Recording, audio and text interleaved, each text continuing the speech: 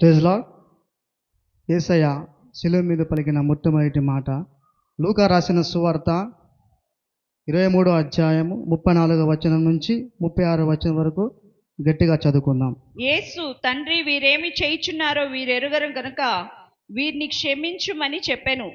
వారు ఆయన వస్త్రములు పంచుకొనుటకై చీట్లు వేసిరి. ప్రజలు నిలవబడి చూచుచుండిరి. అధికారులను, వీడు ఇతరులను క్షమించెను, వీడు దేవుడు ఏర్పరచుకొనిన క్రీస్తు అయిన ఎడల తన్ను తాను రక్షించుకొనునని అపహసించిరి. అంతటా సైనికులు ఆయన యొద్దకు వచ్చి ఆయనకు చిరకనిచ్చి, నీవు యూదుల రాజువైతే నిన్ను నీవే రక్షించుకొనమని ఆయనను అపహసించిరి. ఆమేన్. యేసయ్య 33 సంవత్సరాలు ఈ లోకంలో మన కొరకు జీవించాడు. ఆయన ఎన్నో అద్భుతాలు ఆశ్చర్యకార్యాలు చేశాడు. మనలాంటి ప్రజలు అక్కడ ఉన్నారు యెరూషలేములో. అందరూ ఏమంటారంటే యేసయ్యని సిలువకు అప్పగించండి అంటున్నారు. కానీ యేసయ్య ఎప్పుడైతే గొర్రె తన బొచ్చును కలుసుకున్నప్పుడు మౌనంగా ఉంటుందో ఆ విధంగా యేసయ్య మౌనంగా ఉన్నాడు. ఎంతమంది కొడుతున్నా, తిడుతున్నా, ఉమ్మి వేస్తున్నా అప్పుడు ఆయన నోరు తెరవలేదు. అసలు ఆయన నోరు తెరిచి మాట ఎప్పుడైతే నోరు తెరిచాడంటే సిలువ యొద్దకు వచ్చి ఆయన సిలువ వేసినప్పుడు మొట్టమొదటి మాట అంటున్నాడు, తండ్రి, వీళ్ళు ఏమి చేయుచున్నారో వీరు తెరుగురు కనుక వీళ్ళని క్షమించుము అని మొట్టమొదటిగా తండ్రి తాను ప్రార్థన చేస్తున్నాడు. ఎందుకంటే నేను చేసిన పాపము ఎన్నో పాపములు ఉన్నాయి. మనం చేసిన తప్పుడు ఆలోచన బట్టి ఆయన తల్లులకు మురిగిరి ధరించుకున్నాడు. ఈ చేతులతో మనం చేసిన పాపిష్టి పనులు బట్టి ఆయన చేతులకి మేకులు కొట్టించుకున్నాడు. ఈ కాళ్ళతో మనం నడిచిన తప్పులు త్రోవలు బట్టి ఆయన కాళ్ళకి మేకులు కొట్టించుకున్నాడు. ఈ శరీరంతో మనం చేసిన ఎన్నో పాపిష్టి పనులు బట్టి ఆయన శరీరాన్ని దున్నించుకున్నాడు. 39 కొరడా దెబ్బలు 39 రోగాలకి ఆయనకు స్వస్థత మనకి ఇచ్చినాడు. ఒక్కొక్క కొరడా దెబ్బకు 100 గ్రాముల కండు బయటకు వచ్చిందంట. ఆమేన్. దేవుడు అంటున్నాడు, ఏమంటాడంటే, ఇదిగో నా చేతులు చెబుతావు, నా వద్దకు రా. ఈ మధ్యాహ్న కాల సమయంలో దేవుడు నీతో మాడుతున్నాడు. నీ కొరకు, నా కొరకు, మన పాపాల కొరకు రక్తం చిందించిన దేవుడు అంటున్నాడు, ఇదిగో నా వద్దకు రా, నీకు విశ్రాంతి, నీకు రక్షణ కలుగు చేస్తాను అంటున్నాడు దేవుడు. ఇంకొకటి మొట్టమొదటిగా ఏమంటాడంటే శత్రువుల్ని క్షమించమని చెప్పిన గొప్ప దేవుడు మన దేవుడు. మత్తయి రాసిన సువార్త 5వ అధ్యాయం 44వ వచనం చదువుకుందాం. అవును,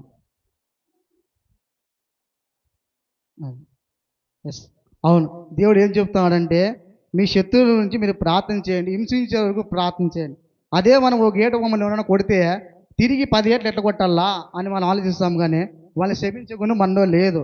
నీకు లేదు, నాకు లేదు, ఎవరికి లేదు. కానీ ఆ గుణం మీద మన యేసయ్య కోరిక రక్తం కాడుతున్నా రక్తం చిందించాలని అంటున్నాడు. తండ్రి, వీళ్ళు ఏమి చేస్తున్నారు, వీరెగురు కనుక వీళ్ళని క్షమించుమని అంటున్నాడు. యేసయ్య మొట్టమొదటి మన క్షమాపణ గురించి కోరుతున్నాడు. మన జీవితంలో ఎన్నో తప్పులు చేశాం, ఎన్నో పాపాలు, ఎన్నో మోసాలు చేశాం. మనం దేవుని వద్దకు వచ్చి, తండ్రి మమ్మల్ని క్షమించు నాయన, మమ్మల్ని క్షమించమని ఒక్కరోజైనా మనం ప్రార్థన చేశామా?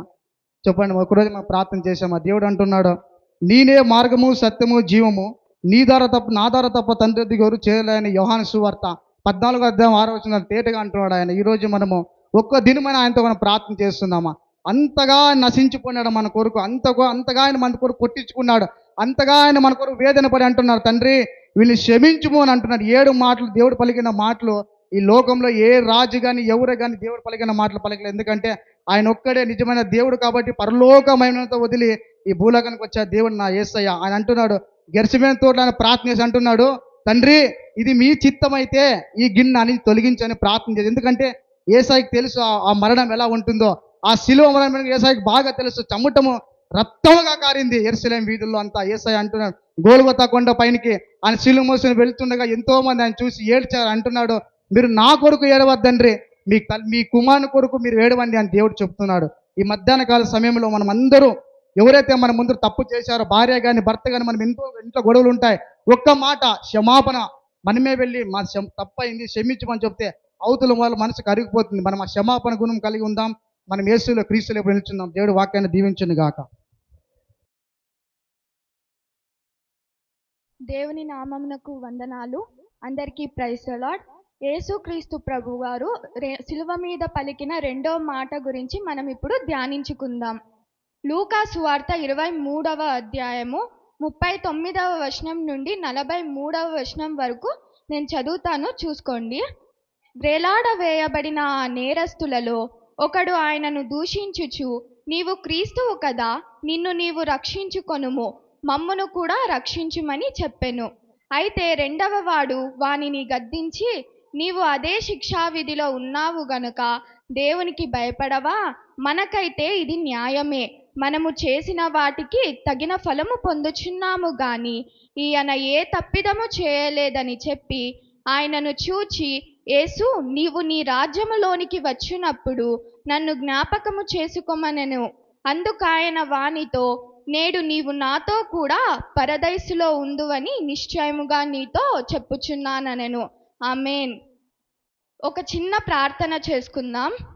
పరిశుద్ధుడా, మహోన్నతుడా, మమ్మల్ని ప్రేమించి మా పాప ప్రాయశ్చిత్తార్థమై మీ దేహాన్ని గొప్ప బలిగా అర్పించినందుకు మీకు స్తోత్రం ప్రభువా. నాయనా, ఇదిగోండి నాయనా, నీ దేహంలో ఒక్క రక్తపు బొట్టు కూడా ఉంచకుండా మా కొరకు కార్చినందుకు మీకు స్తోత్రం ప్రభువా. రెండవ మాట ధ్యానించుచుండగా ప్రభువా, ప్రతి ఒక్కరికి నీ సిలువ ప్రేమను, నీ రక్షణ ప్రణాళికను అర్థమయ్యే విధంగా మీరు మీ కృపను అనుగ్రహించమని వేడుకుంటున్నాం తండ్రి. అలాగే నాయన, మాట్లాడుతుండగా యేసయ్య, నీ సిలువ చాటున నన్ను మరుగుపరిచి నీ నోటి బూరగా నన్ను వాడుకోమని యేసుక్రీస్తు నామంలో అడిగి వేడుకుంటున్నాం తండ్రి. ఆమేన్.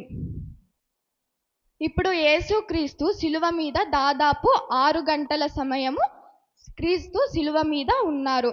ఆ 6 గంటల సమయము వ్యవధిలో ఆయన మన 7 మాటలను పలికారు. ఒకసారి యేసుక్రీస్తు ఆ సిలువ మీద ఉన్న పిక్చర్ని మనం ఒకసారి ఇమాజిన్ చేసుకుంటే, బాడీలో ఉన్న వెయిట్ అంతా ఆ 2 చేతులకు కొట్టబడిన ఆ 2 మేకుల మీద ఆధారపడి ఉంటుంది. ఊపిరితిత్తుల్లో ఊపిరి పీల్చుకోవడానికి కూడా చాలా కష్టంగా ఉంటుంది.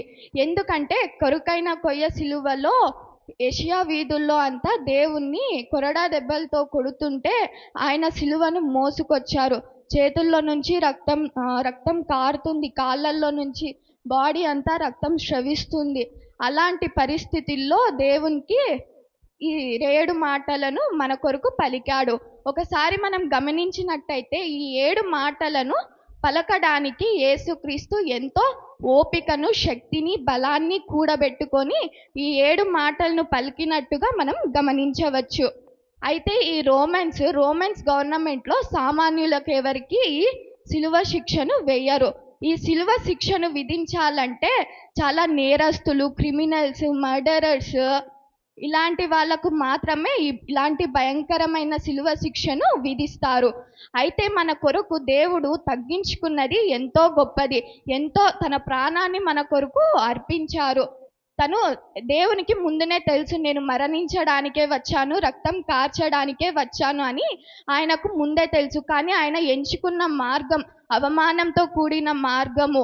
దానికి మించిన అవమానం ఇంకొకటి ఉండదు. ఆ సిలువ మీద ఉన్నప్పుడు ఆ ఇటువైపు కుడివైపు ఒక నేరస్తుడు ఉంటాడు, ఎడమ వైపు ఒక నేరస్తుడు ఉంటాడు. ఆ నేరస్తులకు మన యేసుక్రీస్తుకు ఏమైనా కంపారిజన్ ఉందా అని మనం ఆలోచించినట్టయితే, ఇప్పుడు ఫర్ ఎగ్జాంపుల్ ఒక క్లాస్ రూమ్లో ఫ్రంట్ బెంచర్స్ ఉంటారు, బ్యాక్ బెంచర్స్ ఉంటారు. ఫ్రంట్ బెంచర్స్ మనం నార్మల్గా చూసినట్టయితే చదువు మీద చాలా ఇంట్రెస్ట్ ఉండేవాళ్ళు, వాళ్ళకు తగిన మైండ్ సెట్ లైక్ మైండెడ్ పీపుల్ని సెలెక్ట్ చేసుకొని వాళ్ళకు తగినట్టు ఉండే వాళ్ళను ఎంపిక చేసుకొని వాళ్ళు ముందర బెంచుల్లో కూర్చుంటారు. అయితే మనం బ్యాక్ బెంచర్స్ని అబ్జర్వ్ చేసినట్టయితే వాళ్ళలో కామన్గా లెక్చరర్స్ మీద కమెంట్ చేసేవాళ్ళు, ఏదో చదువు వాళ్ళ పేరెంట్స్ కోసం చదువుకోవడానికి వచ్చిన వాళ్ళు, నార్మల్గా టైంపాస్ కోసం వచ్చిన వాళ్ళు, వీళ్ళందరూ బ్యాక్ బెంచర్స్లో ఉంటారు. అయితే ఇప్పుడు మనం గమనించినట్టయితే ఈ ఫస్ట్ బెంచర్స్కి బ్యాక్ బెంచర్స్కి ఏమైనా కంపారిజన్ ఉందా? లేదు. అలాగే ఈ నేరస్తులకు మన యేసుక్రీస్తుకు ఏమైనా కంపారిజన్ ఉందా అని చూసినట్టయితే లూకా సువార్త 23వ అధ్యాయము 39వ వచనం చూస్తే, వ్రేలాడ వేయబడిన ఆ నేరస్తులలో, ఇక్కడ ఆ నేరస్తులలో అనేది మెన్షన్ చేయబడినది. ఆ ఇంగ్లీష్ బైబిల్లో చూస్తే ఇక్కడ నేరస్తుల దగ్గర క్రిమినల్స్ అనేది ఉంటుంది. క్రిమినల్స్ అంటే ఎవరు? క్రిమినల్స్ అంటే సమాజానికి హాని చేయాలని చూసేవారు, సమాజానికి పట్టిన చీడ పురుగులు లాగా నేరస్తులు, మర్డరర్స్, వీళ్ళు క్రిమినల్స్ అంటారు. మరి మన యేసయ్య ఎవరు? సమాజానికి దీవెన, ప్రపంచానికే దీవెన. మరి మన యేసయ్యకు ఈ నేరస్తులకు కొంచెమైన పోలిక ఉందా? చిన్న పోలిక కూడా మన యేసయ్యకు ఈ నేరస్తులకు ఉండదు. అలా ఈ రోమన్స్ గవర్నమెంట్ కావాలనే మన యేసయ్యను తగ్గించాలి, ఆయనను హ్యూమిలియేట్ చేయాలి, అవమానపరచాలి అని ఈ ఇద్దరు నేరస్తులతో కలిపి శిలువ శిక్షను విధించినట్టు మనం గమనించవచ్చు. ఇప్పుడు ఈ ఎడమ వైపు ఉన్న మొదటి దొంగ ఫస్ట్ క్రిమినల్ని చూసినట్టయితే 39వ వచనము, ఒకడు ఆయనను దూషించుచు, నీవు క్రీస్తువు కదా, నిన్ను నీవు రక్షించుకొనుము, మమ్మును కూడా రక్షించుమని చెప్పెను. ఇక్కడ ఈ వచనము చదవడానికి చాలా ప్లెయిన్గా పొలైట్ వేలో మంచిగా కనిపిస్తుంది, కానీ ఈ ఫస్ట్ క్రిమినల్ వచ్చి ఇలా చెప్పలేదు. ఎగతాళితనంగా అవమానపరిచే విధంగా, అయ్యా నువ్వు క్రీస్తువు కదా, నిన్ను నీవు రక్షించుకొనుము, తరువాత మమ్మల్ని రక్షించుమని ఇంత మంచిగా ఏమి చెప్పలేదు. ఎగతాళి చేసినట్టుగా ఈ వచనం చెప్పినట్టు మనము గమనించవచ్చు. మరి సెకండ్ కుడివైపు ఉన్న నేరస్తుడి దగ్గరికి వస్తే 40వ వచనము, అయితే రెండవ వాడు వానిని గద్దించి, నీవు అదే శిక్షావిధిలో ఉన్నావు గనుక దేవునికి భయపడవా. ఇక్కడ ఇద్దరు నేరస్తులే, ఇద్దరికి నేర చరిత్ర ఒకటే, ఇద్దరు చాలా పాపాలు చేశారు, ఇద్దరు కీడులు చేశారు, చాలా నేరాలు చేసినారు. అయితే ఇక్కడ అంతా ఒకటే కానీ ఇద్దరికి వేరు వేరు అభిప్రాయాలు. మన దేవుడైన యెహోవా మీద వేరు వేరు అభిప్రాయాలు, వేరు వేరు ఆలోచనలు కలిగి ఉన్నారు. ఇక్కడ ఫస్ట్ క్రిమినల్ని చూసినట్టయితే, ఫస్ట్ దొంగను చూసినట్టయితే ఆయన దేవునిని దూషించాడు. ఆ ఫస్ట్ దొంగ దేవుణ్ణి దూషించి ఎగతాళితనంగా మాట్లాడాడు. అలా ఈ సెకండ్ పర్సన్ అయితే దేవుడంటే గ్రహింపుతనం పొందుకున్నాడు, దేవుడంటే మంచి ఆలోచన కలిగి ఉన్నాడు. ఈ సెకండ్ క్రిమినల్ వచ్చి పక్కనుండే వాడు ఏమైపోతే నాకేంటి, నా పనేదో నేను చూసుకుంటాను అని ఊరికే అయిపోలేదు. ఆ ఫస్ట్ దొంగని కూడా గద్దించినాడు. గద్దించి, ఇలా అయితే నువ్వు ఎలా ఈ శిక్షలోనే నువ్వు కూడా ఉన్నావు కదా, దేవుడంటే నీకు భయం లేదా, దేవుడంటే నీకు లెక్క లేదా అని తన తప్పుని సరిచేయాలని చూశాడు. ఇక్కడ మనం కూడా దేవుని బిడ్డలుగా పక్కనున్న వాళ్ళు ఏదైనా తప్పుదారిలో వెళ్తున్నప్పుడు మనం వారిని మాట్లాడి మనము దానిని సరిచేయాలి. వాళ్ళను తప్పుడు మార్గంలో నడవకుండా వారిని సరిచేయాలి. అది మనం దేవుని బిడ్డలుగా చేసే పని. అలాగే ఇప్పుడు ఈ ఇద్దరి నేరస్తుల దగ్గరకు వస్తే, ఈ ఇద్దరికి దేవుడు ఒక లాస్ట్ ఆపర్చునిటీని ఇచ్చాడు. ఎందుకంటే చనిపోయే క్షణాల్లో సిలువ మీద రక్షకుడి పక్కన దేవునితో మాట్లాడే అవకాశం వారికి దక్కింది అంటే వాళ్ళు చాలా బ్లెస్డ్ అని అర్థము.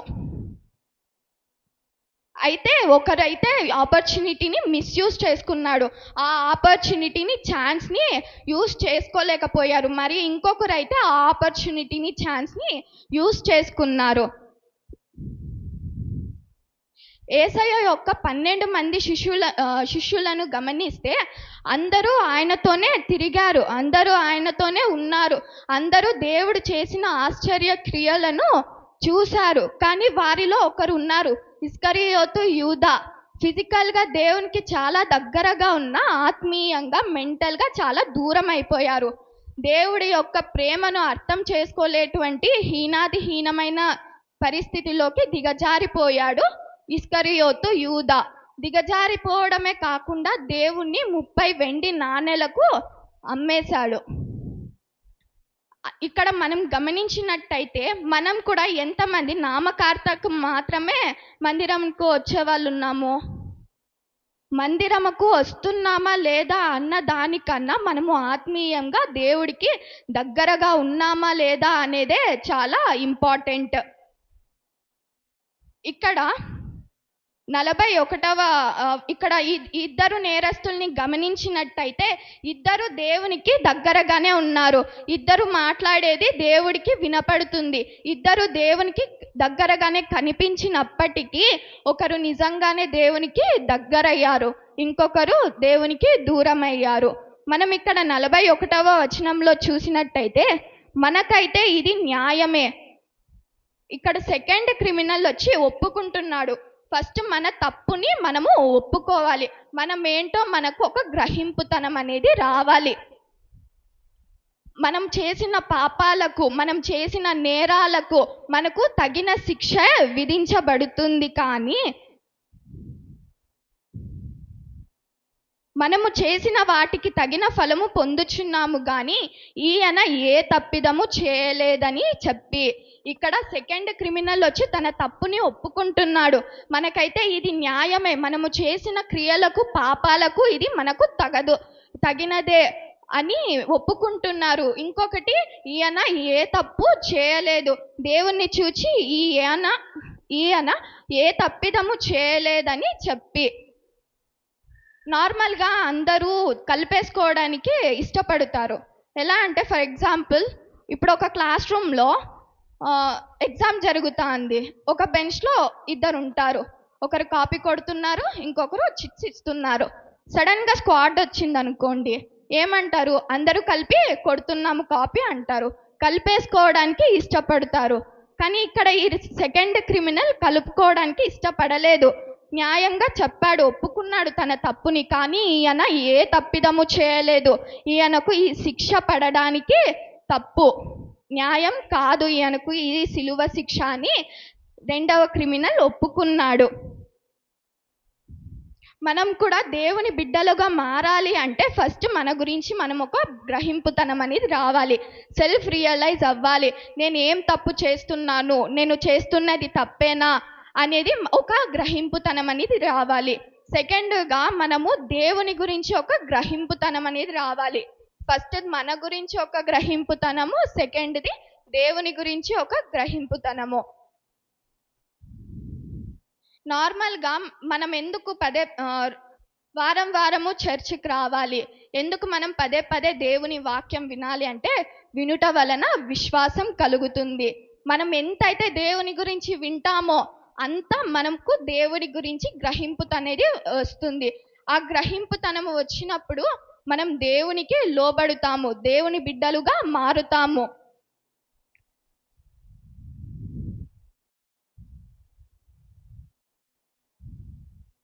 ఇక్కడ ఇంకొకటి 41వ వచనము, 42వ వచనము, ఆయనను చూచి యేసు నీవు రాజ్యములోనికి వచ్చినప్పుడు నన్ను జ్ఞాపకము చేసుకోమనెను. మనము దేవుని దగ్గర మాట్లాడే మాటలనే ప్రార్థన అని అంటాము. కొందరు ఒక తప్పుడు అవగాహనలో ఉంటారు. ఏంటంటే, దేవుని దగ్గర మాట్లాడాలంటే ఒక పర్టికులర్ ఆఫ్ టైమ్, ఒక పోస్చర్ ఉండాలి, దేవునికి అలా చేస్తేనే దేవుడు వాక్యం వింటాడు, కొంచెం టైం పర్టికులర్ ప్లేస్లోనే ప్రార్థన చేయాలి, అలా అయితేనే దేవుడు నా ప్రార్థనను వింటాడు అని తప్పుడు అవగాహనలో ఉంటారు. కానీ ఏ సమయంలోనైనా, ఏ స్థితిలో అయినా, ఏ భయంకరమైన స్థితిలో అయినా, ఏ భయంకరమైన పరిస్థితిలో అయినా మనము దేవుని దగ్గర ప్రార్థిస్తే, నువ్వు యథార్థవంతంగా ఆత్మీయంగా దేవుని దగ్గర అడిగితే ఆయన వినే దేవుడు, అలాగే ఆయన మనకు రెస్పాన్స్ కూడా ఇస్తారు. ఇక్కడ లూకా సువార్త 42వ వచనము, ఆయనను చూచి యేసు నీవు నీ రాజ్యములోనికి వచ్చినప్పుడు నన్ను జ్ఞాపకము చేసుకోమనెను. చాలా చిన్న ప్రేయర్, చాలా సింపుల్ ప్రేయర్ అండ్ చాలా సిన్సియర్ ప్రేయర్ కూడా. చాలా యథార్థవంతంగా మనసు పెట్టి చేసిన ఈ ప్రార్థన ఇది. నేను అప్పుడే చెప్పాను, ఫస్ట్ది మన గురించి మనకు గ్రహింపుతనం రావాలి, సెకండ్ది దేవుని గురించి ఒక గ్రహింపుతనం రావాలి అనేది.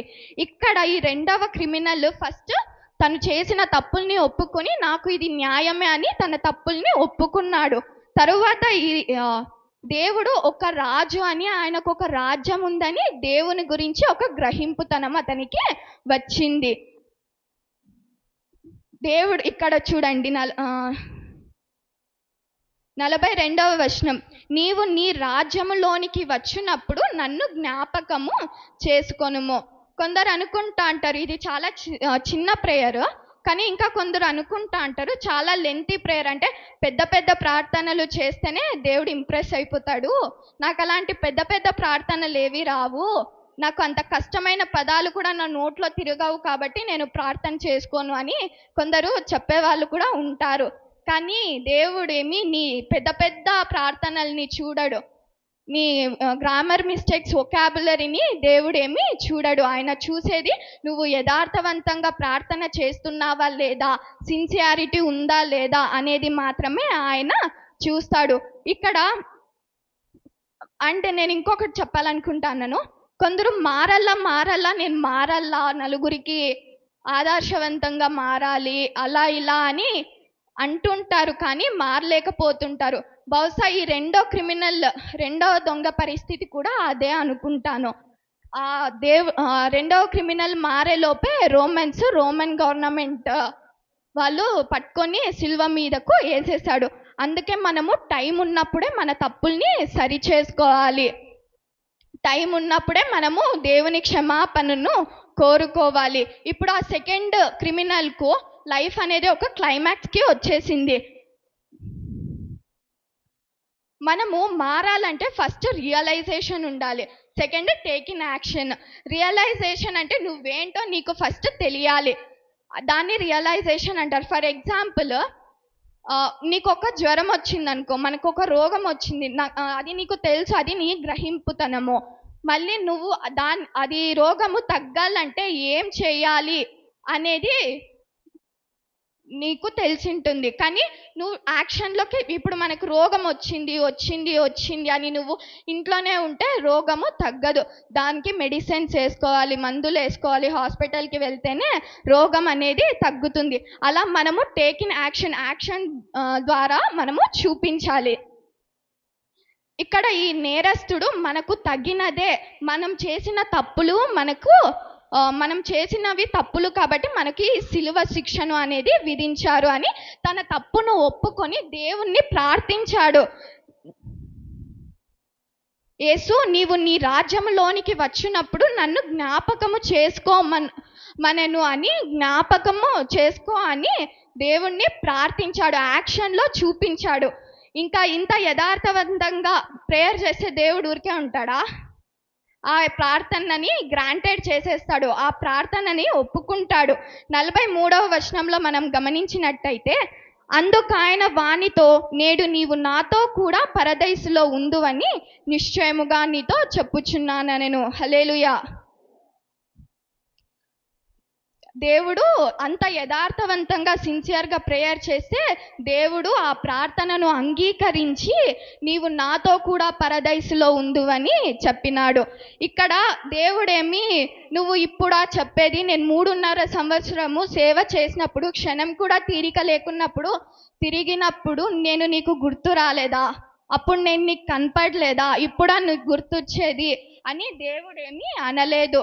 నీ నేర చరిత్ర ఏంటి, నువ్వు ఎన్నెన్ని నేరాలు చేశావు అని దేవుడేమి అడగలేదు. నువ్వు ప్రార్థన చేసి అడిగిన వెంటనే దేవుడు నీ ప్రార్థనను అంగీకరించాడు. ఇప్పుడు నేను ఒక కంపారిజన్ చేయాలనుకుంటున్నాను.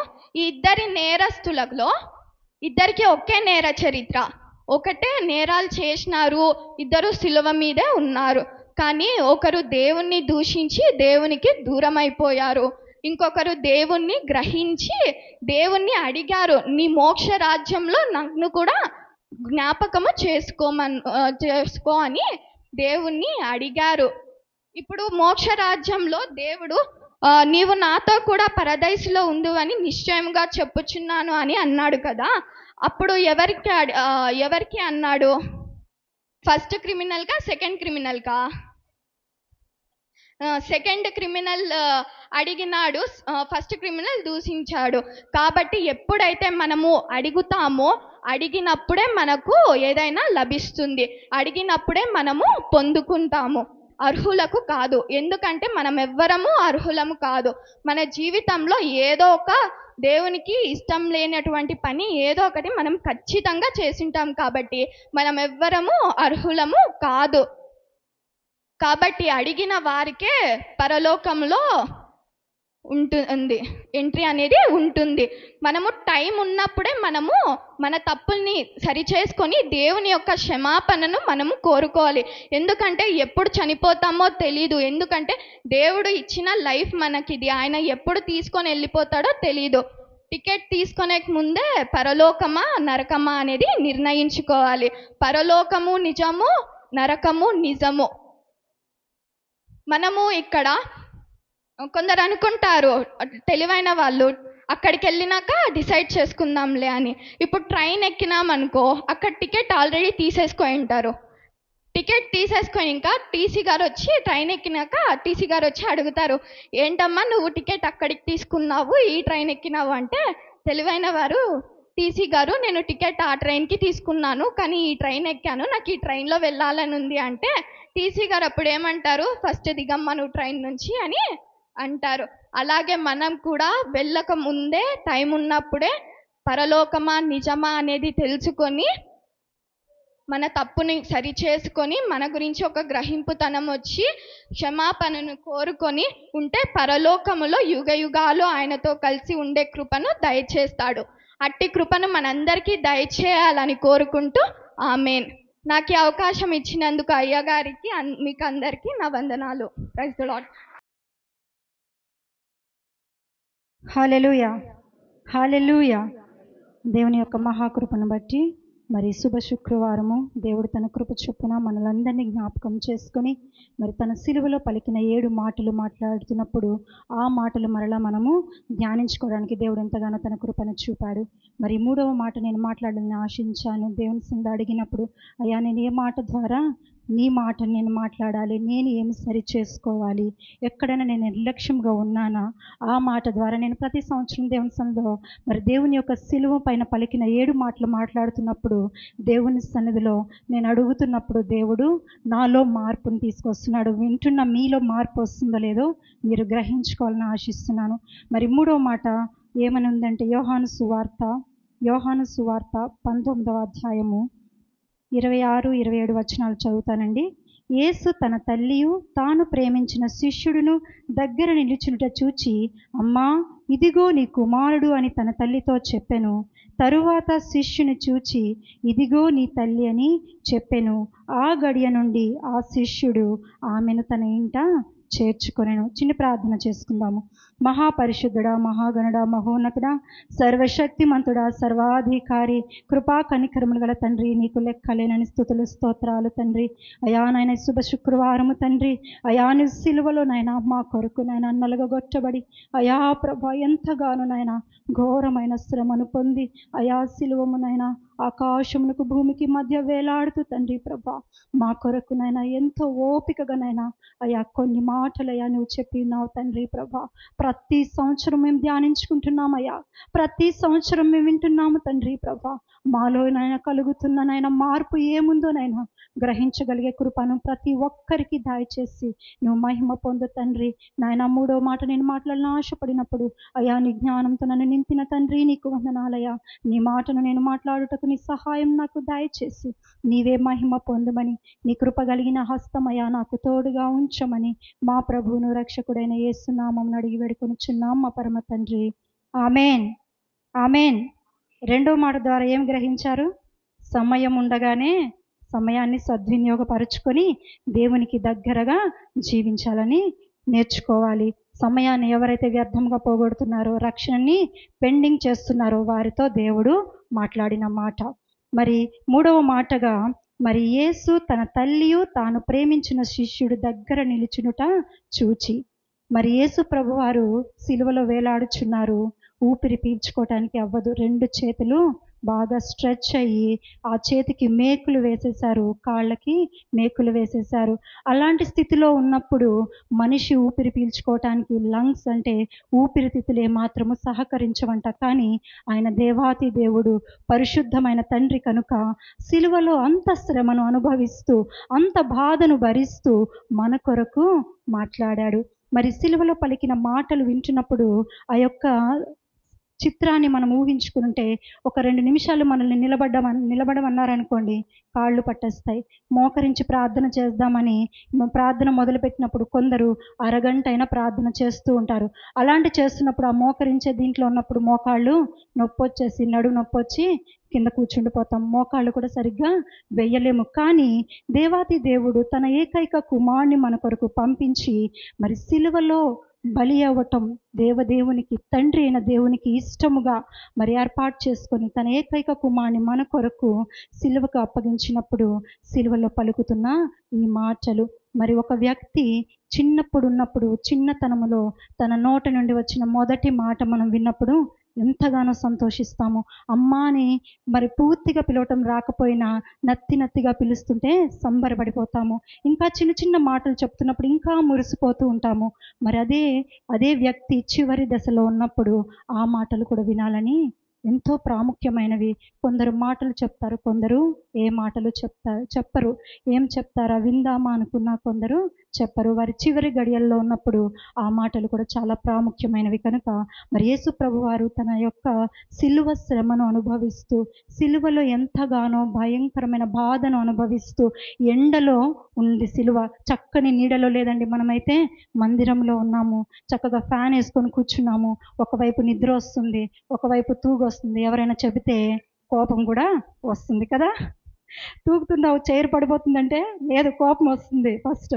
కనుక మరి దేవాతి దేవుడైతే ఎండలో సిలువలో భూమికి ఆకాశమునకు భూమికి మధ్య వేలాడుతూ ఎంతో విలువైన మాటల్ని మనకు తెలియచేస్తున్నాడు. ఈ మూడవ మాటలో ఫస్ట్ దేవుడు ఎవరిని చూశాడంటే తన తల్లిని, తాను ప్రేమించిన శిష్యుడు దగ్గరగా ఉండటం చూశాడు. అంత శ్రమలో మరి ఆయన కళ్ళు ఎంత తేటగా ఉన్నాయో చూడండి. దేవాతి దేవుడు మనకు చిన్న దెబ్బ తగలంగానే మన కళ్ళు మసగబారిపోతాయి. కొంత కోపం ఉంటుంది, ఎవరైనా తగిలిస్తే వారి మీద, ఇంకెవరైనా తోసేస్తే వారి మీద కోపం ఉంటుంది. ఇవన్నీ అలుముకొని మన కళ్ళు సరిగా కనిపించవు. కానీ దేవాతి దేవుడు పరిశుద్ధమైన వాడు, తన దగ్గర ఎవ్వరున్నారో తేటగా చూశాడు. తన తల్లియు, తాను ప్రేమించిన శిష్యుడు. తాను ప్రేమించిన శిష్యులలో యోహాను దేవుని యొక్క రొమ్మును ఆనుకొని ఉండే శిష్యుడు. ప్రతి సంగతి ఎప్పుడైతే దేవుడు సిలువకి అప్పగింపబడుతున్నాడని తెలిసిందో దగ్గరుండి అన్నీ చూస్తూనే ఉన్నాడు. అందరూ పారిపోయారు, కానీ యోహాను దగ్గరుండి చూస్తున్నాడు. నమ్మకమైన వ్యక్తిగా ఉన్నాడు. ప్రియ సంఘమా, ఈ రోజుల్లో మన సమాజంలో జరుగుతున్న దాడులు, మన క్రైస్తవ్యానికి సంబంధించిన దాడులు, ఎస్పెషల్లీ దేవుని బిడ్డల మీద జరుగుతున్న దాడులను చూసి, వస్తున్న శ్రమలను చూసి నువ్వు దూరంగా పారిపోకు. నువ్వు దగ్గరగా ఉన్నప్పుడే దేవుడు నిన్ను జ్ఞాపకం చేసుకుంటాడు. మరి తన తల్లిని, తన యొక్క శిష్యుణ్ణి దేవుడు చూచాడు, దగ్గర నిలుచునుట చూచాడు. మన శ్రమల, ఈ లోకంలో మనకు వస్తున్న శ్రమలను బట్టి దేవునికి మనము దగ్గరగా ఉండాలి, కానీ పారిపోకూడదు. నువ్వు దేవుని నమ్ముకున్న బిడ్డవైతే నీకు దేవుడు ధైర్యం ఇస్తాడు. కనుక దేవునికి దగ్గరగా ఉండాలి, సిలువకు దగ్గరగా ఉండాలి. సిలువ మనకేం నేర్పిస్తుందంటే, సిలువలో దేవుడు నలగగొట్టబడ్డాడు, మనము దానికి తగిన వారము. కనుక మన మీద మనం నలగొట్టబడుట దేవునికి ఇష్టం లేదు, తను నలగొట్టబడ్డాడు. కనుక మరి ఆ యొక్క శ్రమను మనం జ్ఞాపకం చేసుకొని దేవునికి దగ్గరగా మనము జీవించాలి. అంత మాత్రమే కాదు, ఇంకా ఏం చేశాడంటే దేవుడు తన దగ్గర నిలిచినట చూచి, అమ్మా ఇదిగో నీ కుమారుడు అని తన తల్లితో చెప్పాను. తన తల్లిని చూశాడు, చూచి తన తల్లితో చెప్తున్నాడు, అమ్మా నువ్వెంతో వేదనలో ఉన్నావు. యేసు ప్రభు వారికి సిలువ వేసిన సమయంలో మరి మరియా విధవరాలుగా ఉందంట, భర్త లేడంట, యోసేపు లేడంట. తనకి ఉన్నారు కుమారులు, తర్వాత మరి మరియా యోసేపుకు పుట్టిన కుమారులు కూడా ఉన్నారు, కానీ వారెవ్వరూ లేరు దగ్గర. మరి మరియా ఒంటరిగా ఉండుట మరి దేవుడు గమనించాడు. మరియతో చెప్తున్నాడు, అమ్మా ఇదిగో నీ కుమారుడు అని తన తల్లితో చెప్పాను. మరి దేవుడు అంత శ్రమలో తన తల్లిని జ్ఞాపకం చేసుకున్నాడు, అంత బాధలో తన తల్లిని జ్ఞాపకం చేసుకుంటున్నాడు. మరి తల్లిదండ్రులను ఏమాత్రము మనము నిర్లక్ష్యము చేయకూడదు. వారి ద్వారా మనము పుట్టి పెరిగి పెద్దవారమయ్యి అన్ని చక్కని అవసరతలు మనవన్నీ తీర్చబడిన తర్వాత మన చేతికి ఒక మంచి పని దొరికిందో, లేకపోతే మనకు ఒక మంచి కుటుంబం దొరికిందో అని తల్లిదండ్రులని మాత్రము విడిచిపెట్టకూడదు. తల్లిదండ్రులని నీ ఉన్న స్థితిని నువ్వు మర్చిపోకూడదు. ఒకవేళ దేవుని కృపను బట్టి నీ ఉన్నతమైన స్థితిలోనికి నడిపింపబడినప్పటికీ నీ తల్లిదండ్రులనే మాత్రం నువ్వు నిర్లక్ష్యం చేయకూడదు. ఎందుకు నిర్లక్ష్యం చేయకూడదు అంటే, మరి ఎఫెసీయులకు రాసిన పత్రిక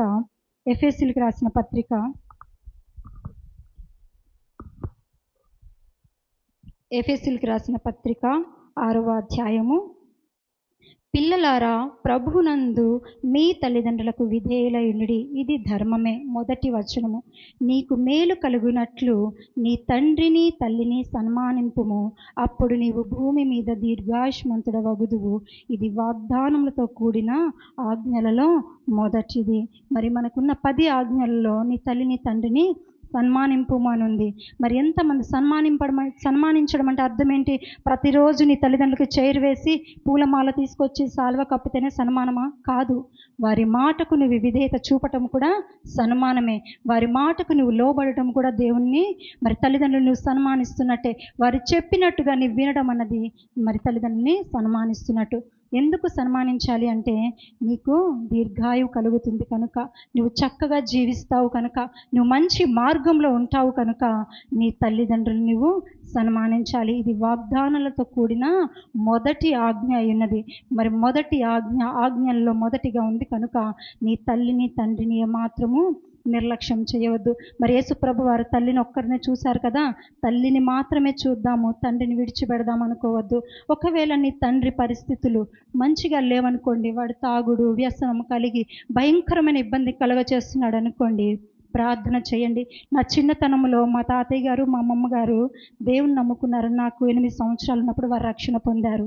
అయితే కుటుంబంలో అందరూ దేవుని నమ్ముకున్నవారు కాదు. మా అమ్మగారు ఒక్కరే నా అమ్మమ్మ తాతయ్య కుటుంబంలో దేవుని రక్షణ పొందింది. తన సహోదరులందరూ అన్యులు. అయితే మా తాతయ్య గారు దేవుని నమ్ముకున్నారు, బాప్తిజం తీసుకున్నారు. కానీ మరి మిగతా 2 అల్లుళ్ళు ఉన్నారు కదా, వారి సొంత బంధువులు అనమాట. మా అమ్మమ్మకి తమ్ముళ్ళు. అయితే హిందువులు అంటే అన్యులు.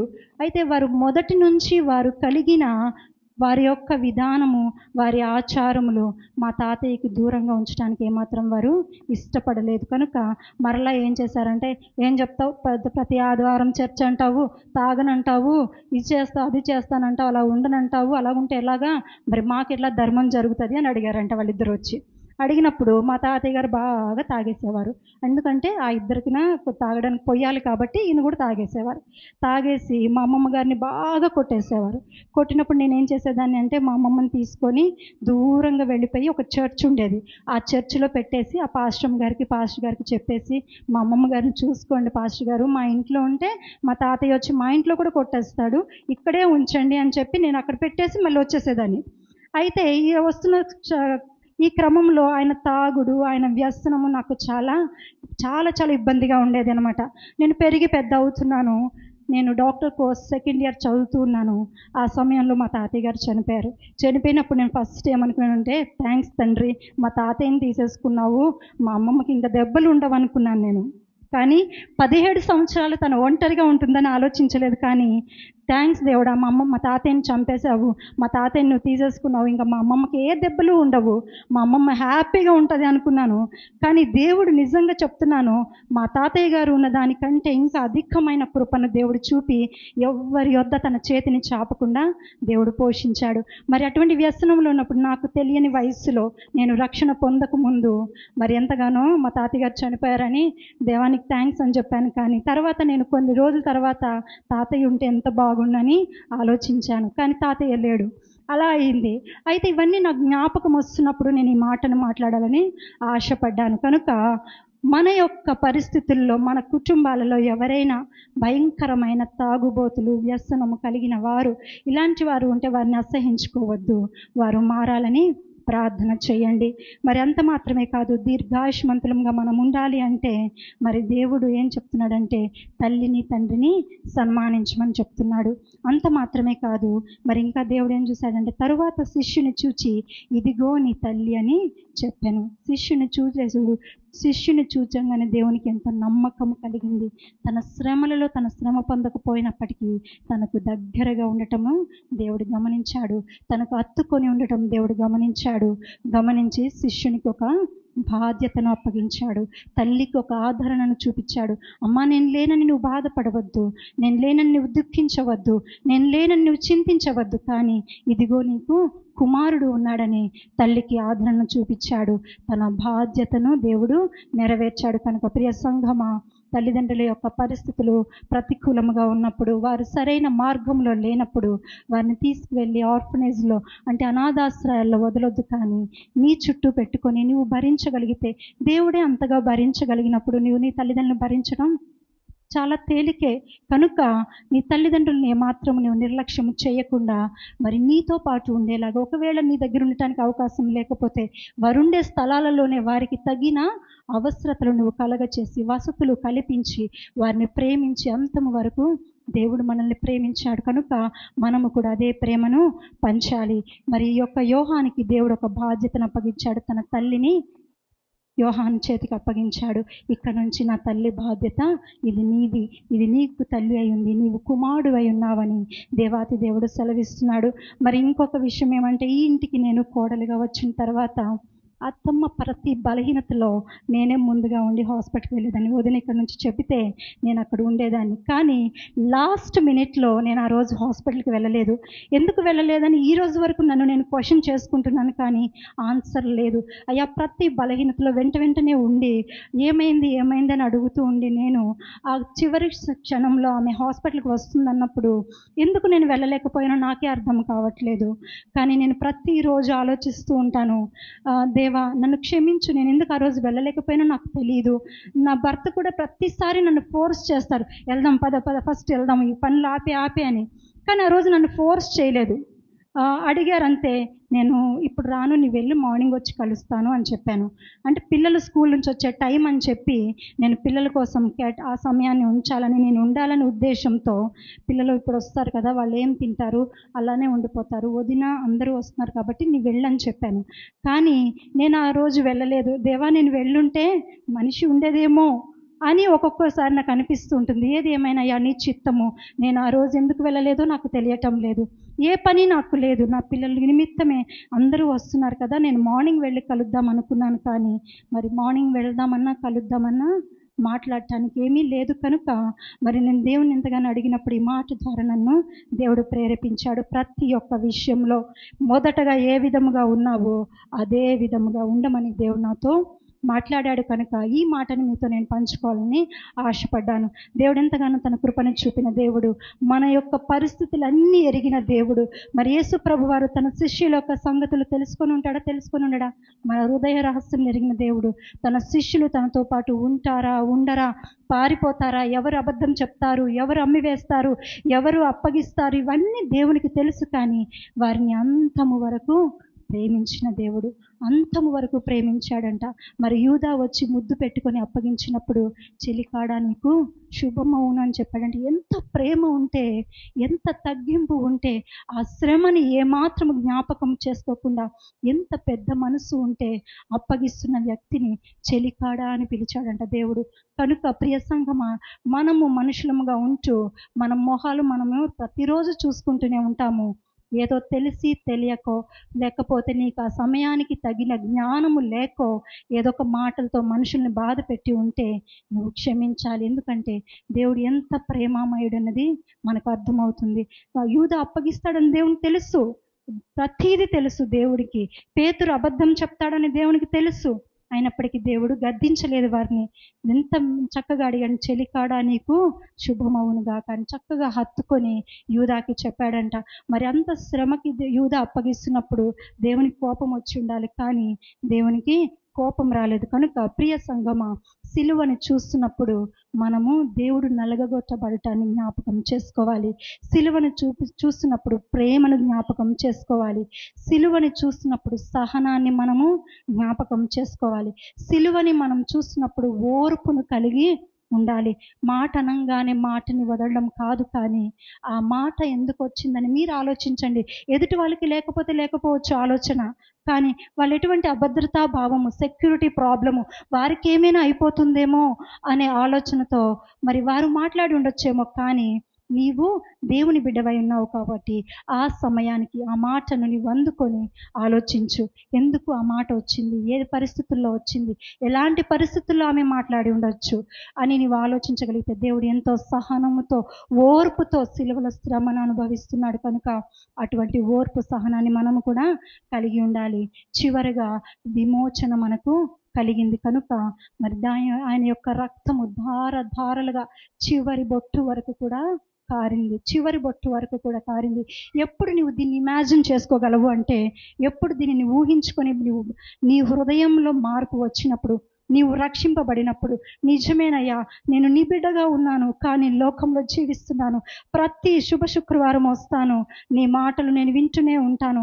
ఇక్కడ మాట్లాడేవారు సంవత్సరానికి మారిపోతూ ఉండొచ్చు కానీ నాలో మార్పు రావటం లేదు, నేను ఇలాగే ఉండిపోతున్నాను ఏంటి దేవా అని నిన్ను నువ్వు ప్రశ్నించుకోగలిగితే దేవుడు నీలో మార్పును కలగ చేస్తాడు. అంత గొప్ప దేవుని కలిగి ఉన్న మనము ధన్యులము కనుక ఏమాత్రము ఏ మాటను కూడా నిర్లక్ష్యం చేయవద్దు.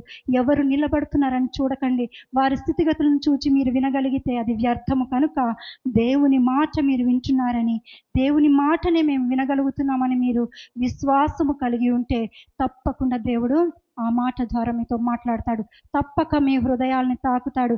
నేను చక్కగా జీవిస్తున్నాను, బాగానే ఉన్నాను, ప్రతి ఆదివారం చర్చికి వెళ్తున్నాను, ప్రతి కార్యక్రమంలో నేను పాల్గొంటున్నాను, ప్రతి పనిలో పరిచర్యలో నేను ఉంటున్నాను, నేను చాలా పవిత్రురాలను అనుకుంటే అది వ్యర్థము కాదు. ప్రతి క్షణము మనము పాపంలోనే జీవిస్తూనే ఉన్నాము. చెప్పారు కదా అయ్యగారు, ఒక బోర్డు ఇచ్చి ఎన్నిసార్లు మాట్లాడితే అన్ని తూట్లు వేయమన్నారంట. మరి అదే విధముగా మనము కూడా ఉన్నాము. ఇప్పటి వరకు దేవుణ్ణి సిలువ వేస్తూనే ఉన్నాము. ఆయన ఆ రోజు చనిపోయి మరలా పునరుద్ధానమై తిరిగి లేచి సజీవునిగా ఉన్నాడు దేవుడు. కానీ మనమైతే సిలువ వేసే ప్రక్రియలోనే ఉన్నాము. కనుక మన జీవితాలను మార్చుకోవాలి, మన హృదయాల్ని మార్చుకోవాలి. మన హృదయం ద్వారా, మన మాట ద్వారా, మన నడవడిక ద్వారా మన చుట్టూ ఉండేవారికి సువాసన వెదజల్లాలి. చక్కని మల్లెపూలు పెట్టుకున్నారనుకోండి, ఒకరు పెట్టుకుంటే అందరికీ మంచి సువాసన వస్తుంది. అదే నీ ప్రవర్తన, నీ ఆలోచన, నీ నడవడిక, నీ మాట ఎంత చక్కగా ఉంటే నీ మాట ద్వారా అందరి మధ్యలో నీవు చాలా ఒక మంచి వెలుగుగా వెలుగుతావు. కనుక అట్టి కృపను దేవుడు మనందరికీ కలుగ చేయాలని నేను ఆశిస్తున్నాను. మరి ఈ మాట ద్వారా దేవుడు మనల్ని అంతము వరకు ప్రేమించిన దేవుడు, మనల్ని ప్రేమించిన విధముగా మనము ఒకరినొకరము ప్రేమించుకోవాలని దేవుడు చెప్తున్నాడు. ఇది కూడా ఒక ఆజ్ఞ. కనుక మరి నీ తల్లిదండ్రులను సన్మానించాలి.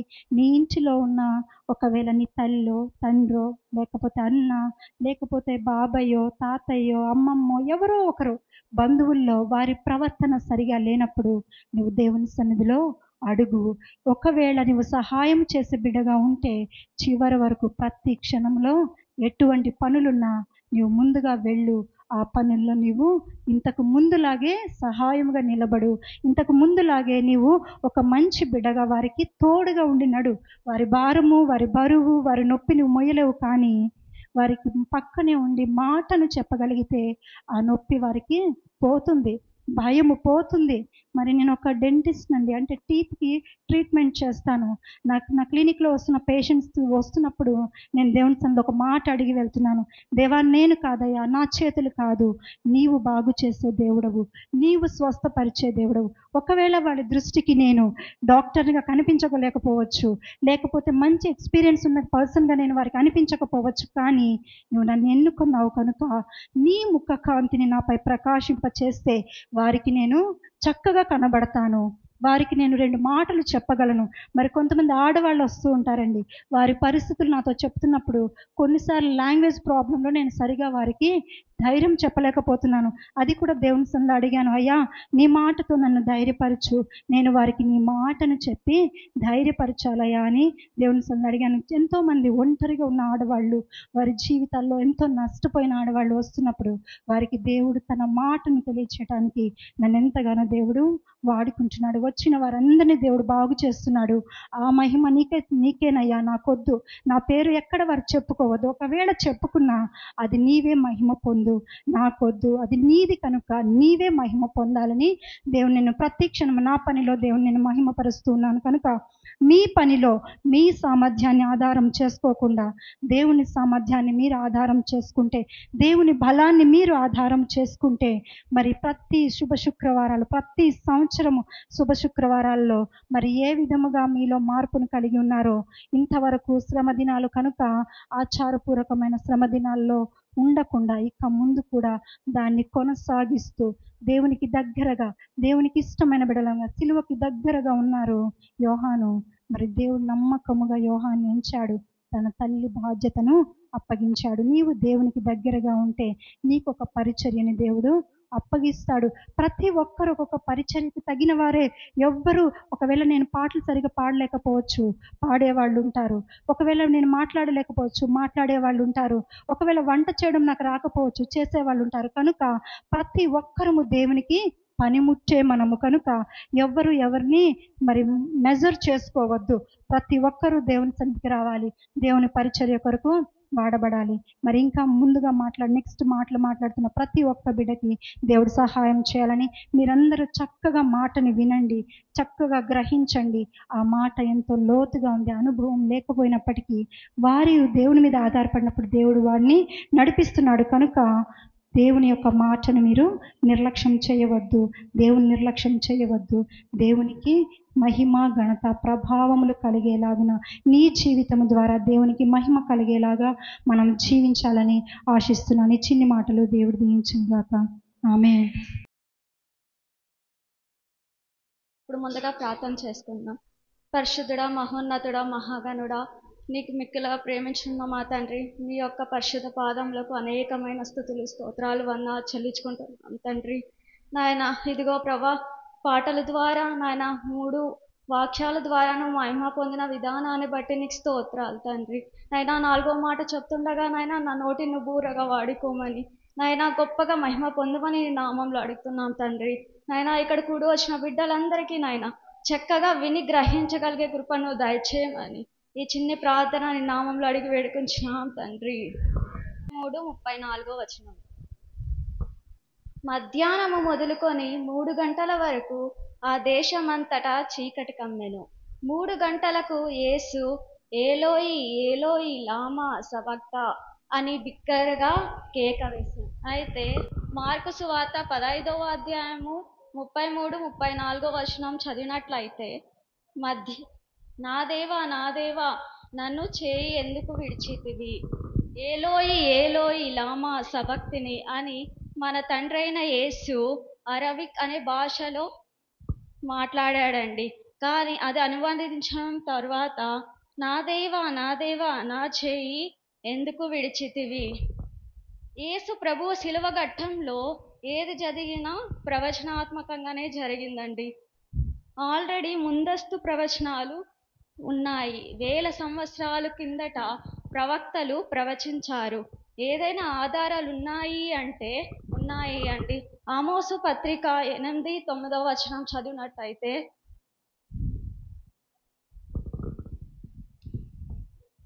ప్రభువైన యెహోవా సెలవిచ్చదేమనగా, ఆ దినమున నేను మధ్యాహ్న కాలమందు సూర్యుని అస్తమింపజేయుదును, పగటి వేళను భూమికి, చీకటి వేళను కమ్మజేసేదను. అంటే మనలో ఏ ఒక్కరైనా అక్కడున్న ప్రజలు చీకటి ఎందుకు వచ్చింది అని గమనించలేకపోయారు. మనం గమనిస్తామా లేదా అండి? చీకటి మధ్యాహ్న కాలమందు ఎందుకు కమ్ముకుంది అని మనం గమనిస్తామా లేదా అని. కానీ అక్కడున్న మనుషులు ఎలాంటి వారండి? గమనించలేకపోయారు. మధ్యాహ్నం మొదలుకొని 3 గంటల వరకు ఆ దేశమంతటను చీకటి కమ్మెను. ఇంచుమించు 3 గంటలప్పుడు ఏలీ ఏలీ లామా సబక్తని అని బిగ్గరగా కేక వేశాను. ఎందుకండి మన తండ్రి అయిన యేసు ఎందుకు బిగ్గరగా కేక వేశాను అంటే అక్కడున్న ప్రజలకు అర్థం కావాలి. యేసు ఏది చెప్పినా అది ప్రవచనాత్మకంగానే చెప్తుంది. అది నెరవేర్పు ఎప్పుడు ఉంటుంది.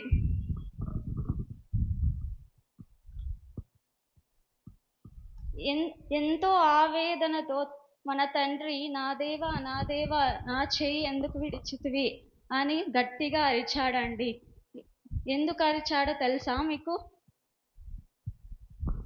మన పరలోకపు తండ్రి మన దేవుడైన యేసుని చెయ్యి విడిచాడు. ఎందుకు విడిచాడు అంటే మన పాపముల నిమిత్తమై తన శిలువలో మోయబడ్డాడు కాబట్టి మన తండ్రి అయిన యేసు మన పాపముల నిమిత్తమై మోసాడు. కాబట్టి తను మన పరలోకపు తండ్రి శిలువలో మరణించాడు. మన యేసు సందర్భమే అబ్రహాము సందర్భంలో కూడా జరిగిందండి. ఇస్సాకును తన తండ్రి అయిన అబ్రహాము బలివ్వడానికి వెళ్తుంటే ఇస్సాకు అడిగాడు నాన్న నన్ను బలివ్వడానికి తీసుకెళ్తున్నావు కదా, మరి గొర్రెపిల్ల ఏది అని నాన్నకి ఇస్సాకు అడిగాడన్నమాట. దానికి సమాధానం అబ్రహాము ఇవ్వలేకపోయాడు. తర్వాత కొంతసేపటి తర్వాత అబ్రహాము యెహోవా ఈరే నాన్న అంటే ప్రభు అయిన యెహోవా తన బలిని చూసుకుంటాడు అని అర్థము. అబ్రహాము తన కొడుకుని నిమిత్తమై బలికి తీసుకొని వెళ్తుంటే యెహోవా నీ బలిని చూసుకుంటాడు అని తన మనసులో తను అనుకుంటున్నాడు. అప్పుడు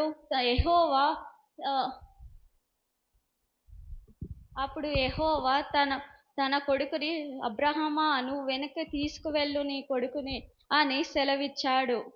సేమ్ ఎక్కడైతే అబ్రహాము కొడుకును బలి ఇవ్వడానికి తీసుకెళ్లాడో అక్కడే మన ప్రభు అయిన యేసుని సిలువలో మరణించాడండి. మోరోయి పర్వతము కల్వరి కొండలోనే మన ప్రభువుకి సిలువ వేయబడ్డాడు. అప్పుడు గట్టిగా ఎంతో ఆవేదనతో యేసు, తండ్రి నన్నెందుకు చేయి విడిచితివి? నేను ఏ పాపము చేశాను, ఏ దోషము చేశాను? ఎంతో ఏ పాపములు చేయకుండా వాడిని అవమానాలు ఎవరిని పరచలేదు. పరిశుద్ధుడనైనను పవిత్రుడనైనను నిర్దోషి అయినను నేనే, కానీ ఈ భూమి మీద నేను అతి పరిశుద్ధుడిగా బ్రతుకుతున్నాను, కానీ నువ్వెందుకు నన్ను చేయి విడిచితివి అని ప్రశ్న తన తండ్రి అయిన పరలోకపు తండ్రి అయిన యేసుకి అడిగాను. అప్పుడు యేసు సమాధానం ఏమిచ్చాడో, అప్పుడు పరలోక తండ్రి సమాధానం ఏమిచ్చాడో తెలుసా అండి? ఆ సమాధానంకు మనము ఎంత రుణపడి ఉన్నా మన తండ్రికి తక్కువే. పరలోకపు తండ్రి ఎందుకు తన కుమారుడని బలి అర్పించాడు? ఎవరైనా గ్రహించగలిగారా? ఎందుకు మన పక్షమున నిలబడ్డాడు? మనం రోమా సువార్త 8వ అధ్యాయం 32వ వచనంలో చదివితే, తన సొంత కుమారునికి అనుగ్రహించుట వెనుక తీయక మన అందరి కొరకు ఆయనను అప్పగించి వాడు ఆయనతో పాటు సమస్తం మనకెందుకు అనుగ్రహింపబడు? పరలోకపు తండ్రి మన కొరకై తన కుమారుడిని బలి అర్పించాడు. ఎందుకు బలి అర్పించాడు అంటే, మనం ఎన్ని పాపాలు చేసింటాము, ఆ పాపానికి నిమిత్తం కేవలం గొర్రెపిల్ల బలి అర్పించడం వల్ల ఆ పాప విమోచన కలగదు. ఆ పాప విమోచనాలు కలగాలంటే తన కుమారుడైన, పరిశుద్ధుడైన, పవిత్రుడనైన కేవలం తన రక్తంతో మాత్రమే మన పాప విమోచనాలు జరుగుతాయి. అందుకే నా కుమారుడిని నేను బలి అర్పిస్తున్నాను. ఎవరైనా బలవంతుణ్ణి బలి ముందు చూస్తారా, బలహీనుల్ని ముందు చూస్తారా అంటే, ఎప్పుడు బలహీనతతో ఉన్న వారినే ఫస్ట్ ప్రిఫరెన్స్ ఇస్తారనమాట. కానీ ప్రభువు ఎంతో బలవంతుడు. తండ్రి తన కుమారుడికి ఎంత పవిత్రుడనంటే తన పాపములు తన పైన మోయబడ్డాడు. బలహీనతలు మనం ఎన్ని పాపాలు చేసినా మనము నిర్దోషులమే. కాబట్టి మనము దేవునికి రుణపడి ఉండాలని. మీకు ఒక ఎగ్జాంపుల్ చెప్తాను. దేవునికి పరలోకపు తండ్రికి ఎంత ఎడబాటో తెలుసా అండి? ఎవరైనా ఇప్పుడు తల్లి కుమారుడిని వదిలిపెడతారా? ఈ సమాజంలో ఉన్నవారు తన తల్లి కుమారుడు ఎట్టి పరిస్థితిలో ఎన్ని అవమానాలు చెందినా, ఎన్ని పాపములు చెందినా విడిచిపెట్టారు. కేవలం మన పరలోకపు తండ్రి మన యేసుని విడిచిపెట్టాడు అంటే ఆయన ఎంత గొప్ప దేవుడు.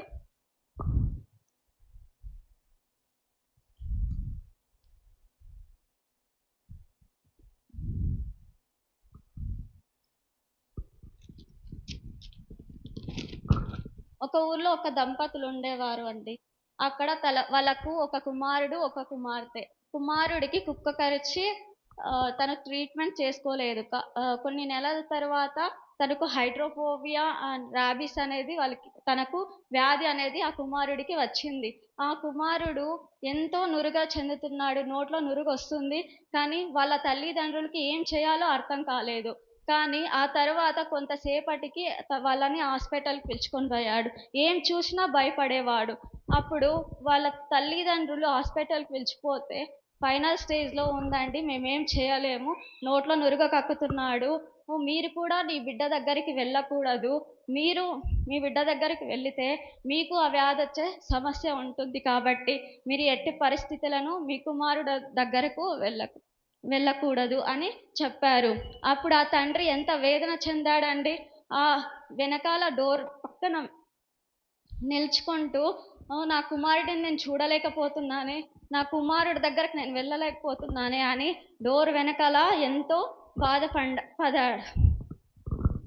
అప్పుడు కుమారుడు నా తండ్రి కూడా నా దగ్గరకు రాలేదే అని, తనకు వ్యాధి వచ్చిందని బాధపడలేదండి, నా తండ్రి నన్ను చూసుకోలేదు, నా తండ్రి నా దగ్గరికి రాలేదు అని ఎంతో వేదనతో యేసుని పాట పాడుకుంటూ మరణించారు. దేవుడు మన పక్షాన ఉంటే మనం ఏదైనా సాధించగలమండి. మన దేవుడు మనతో పాటు, మన దేవుడు మన చేయి పట్టుకుంటే ఎన్ని సమస్యలైనా మనము ఎదుర్కోగలము. అటువంటిది దేవుని ఎడబాటును మనం భరిస్తామా అండి? భరించలేం కదా. దేవుడు ఎడబాటును మనము తట్టుకోలేము.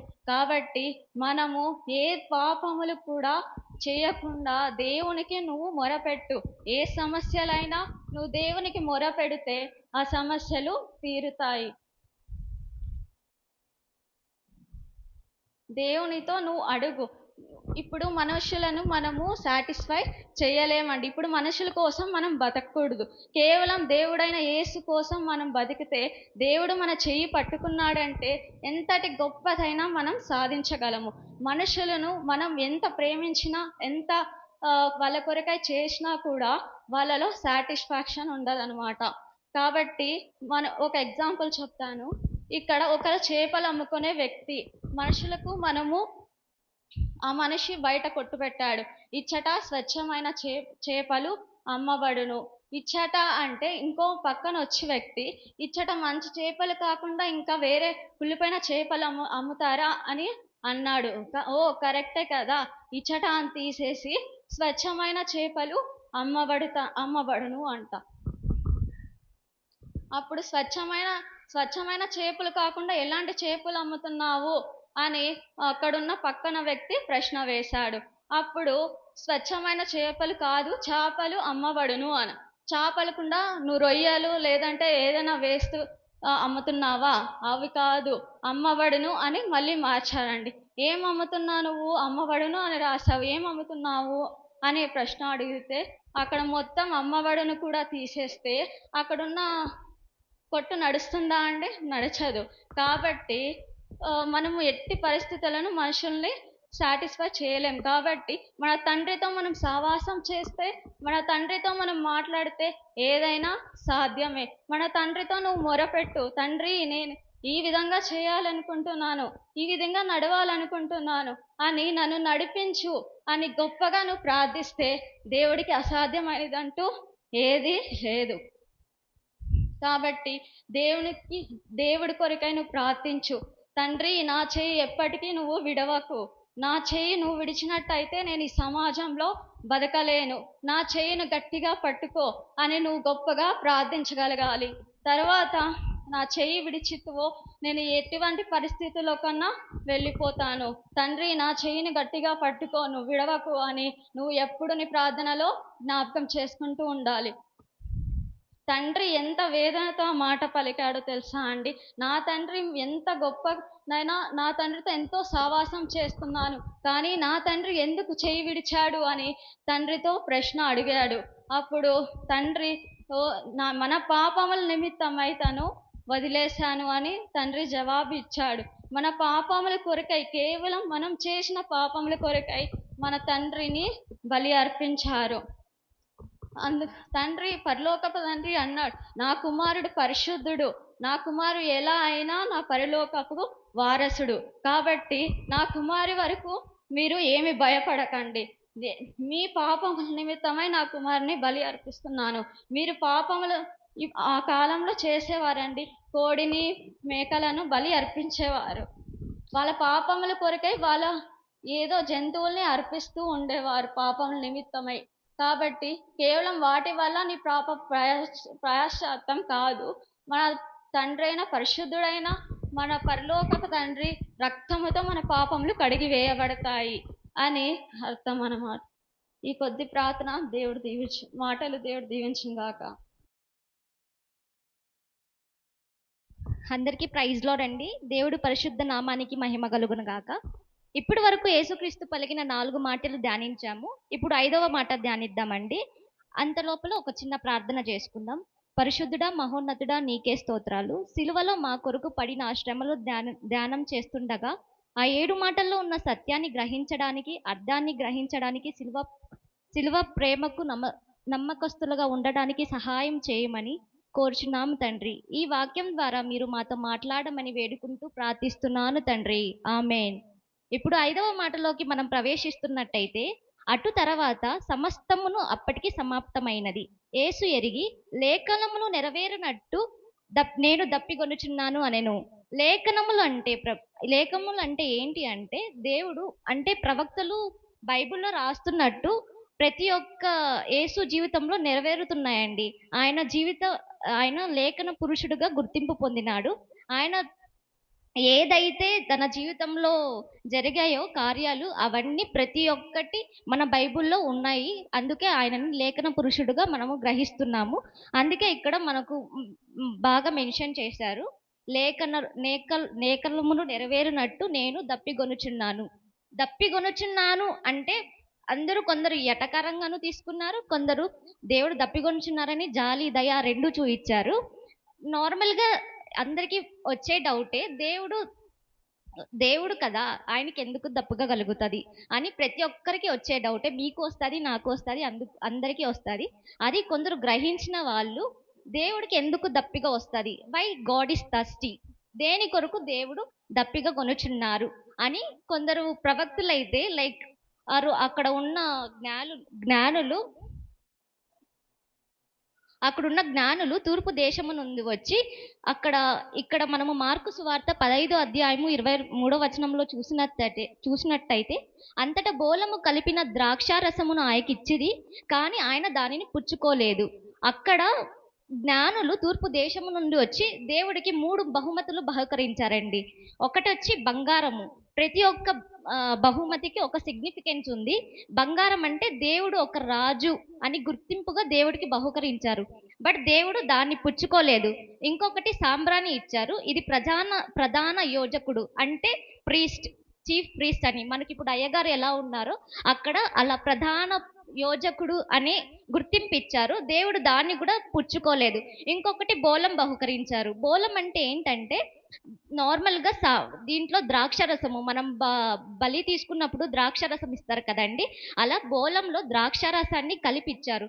ఇది ఏంటంటే నార్మల్గా ముందు కాలంలో ద్రాక్షరసము బోలంలో కలిపిస్తే ఏదైనా దెబ్బలు కానీ ఏదైనా తగిలినప్పుడు ఒక పెయిన్ కిల్లర్గా మనకు పనిచేస్తుంది.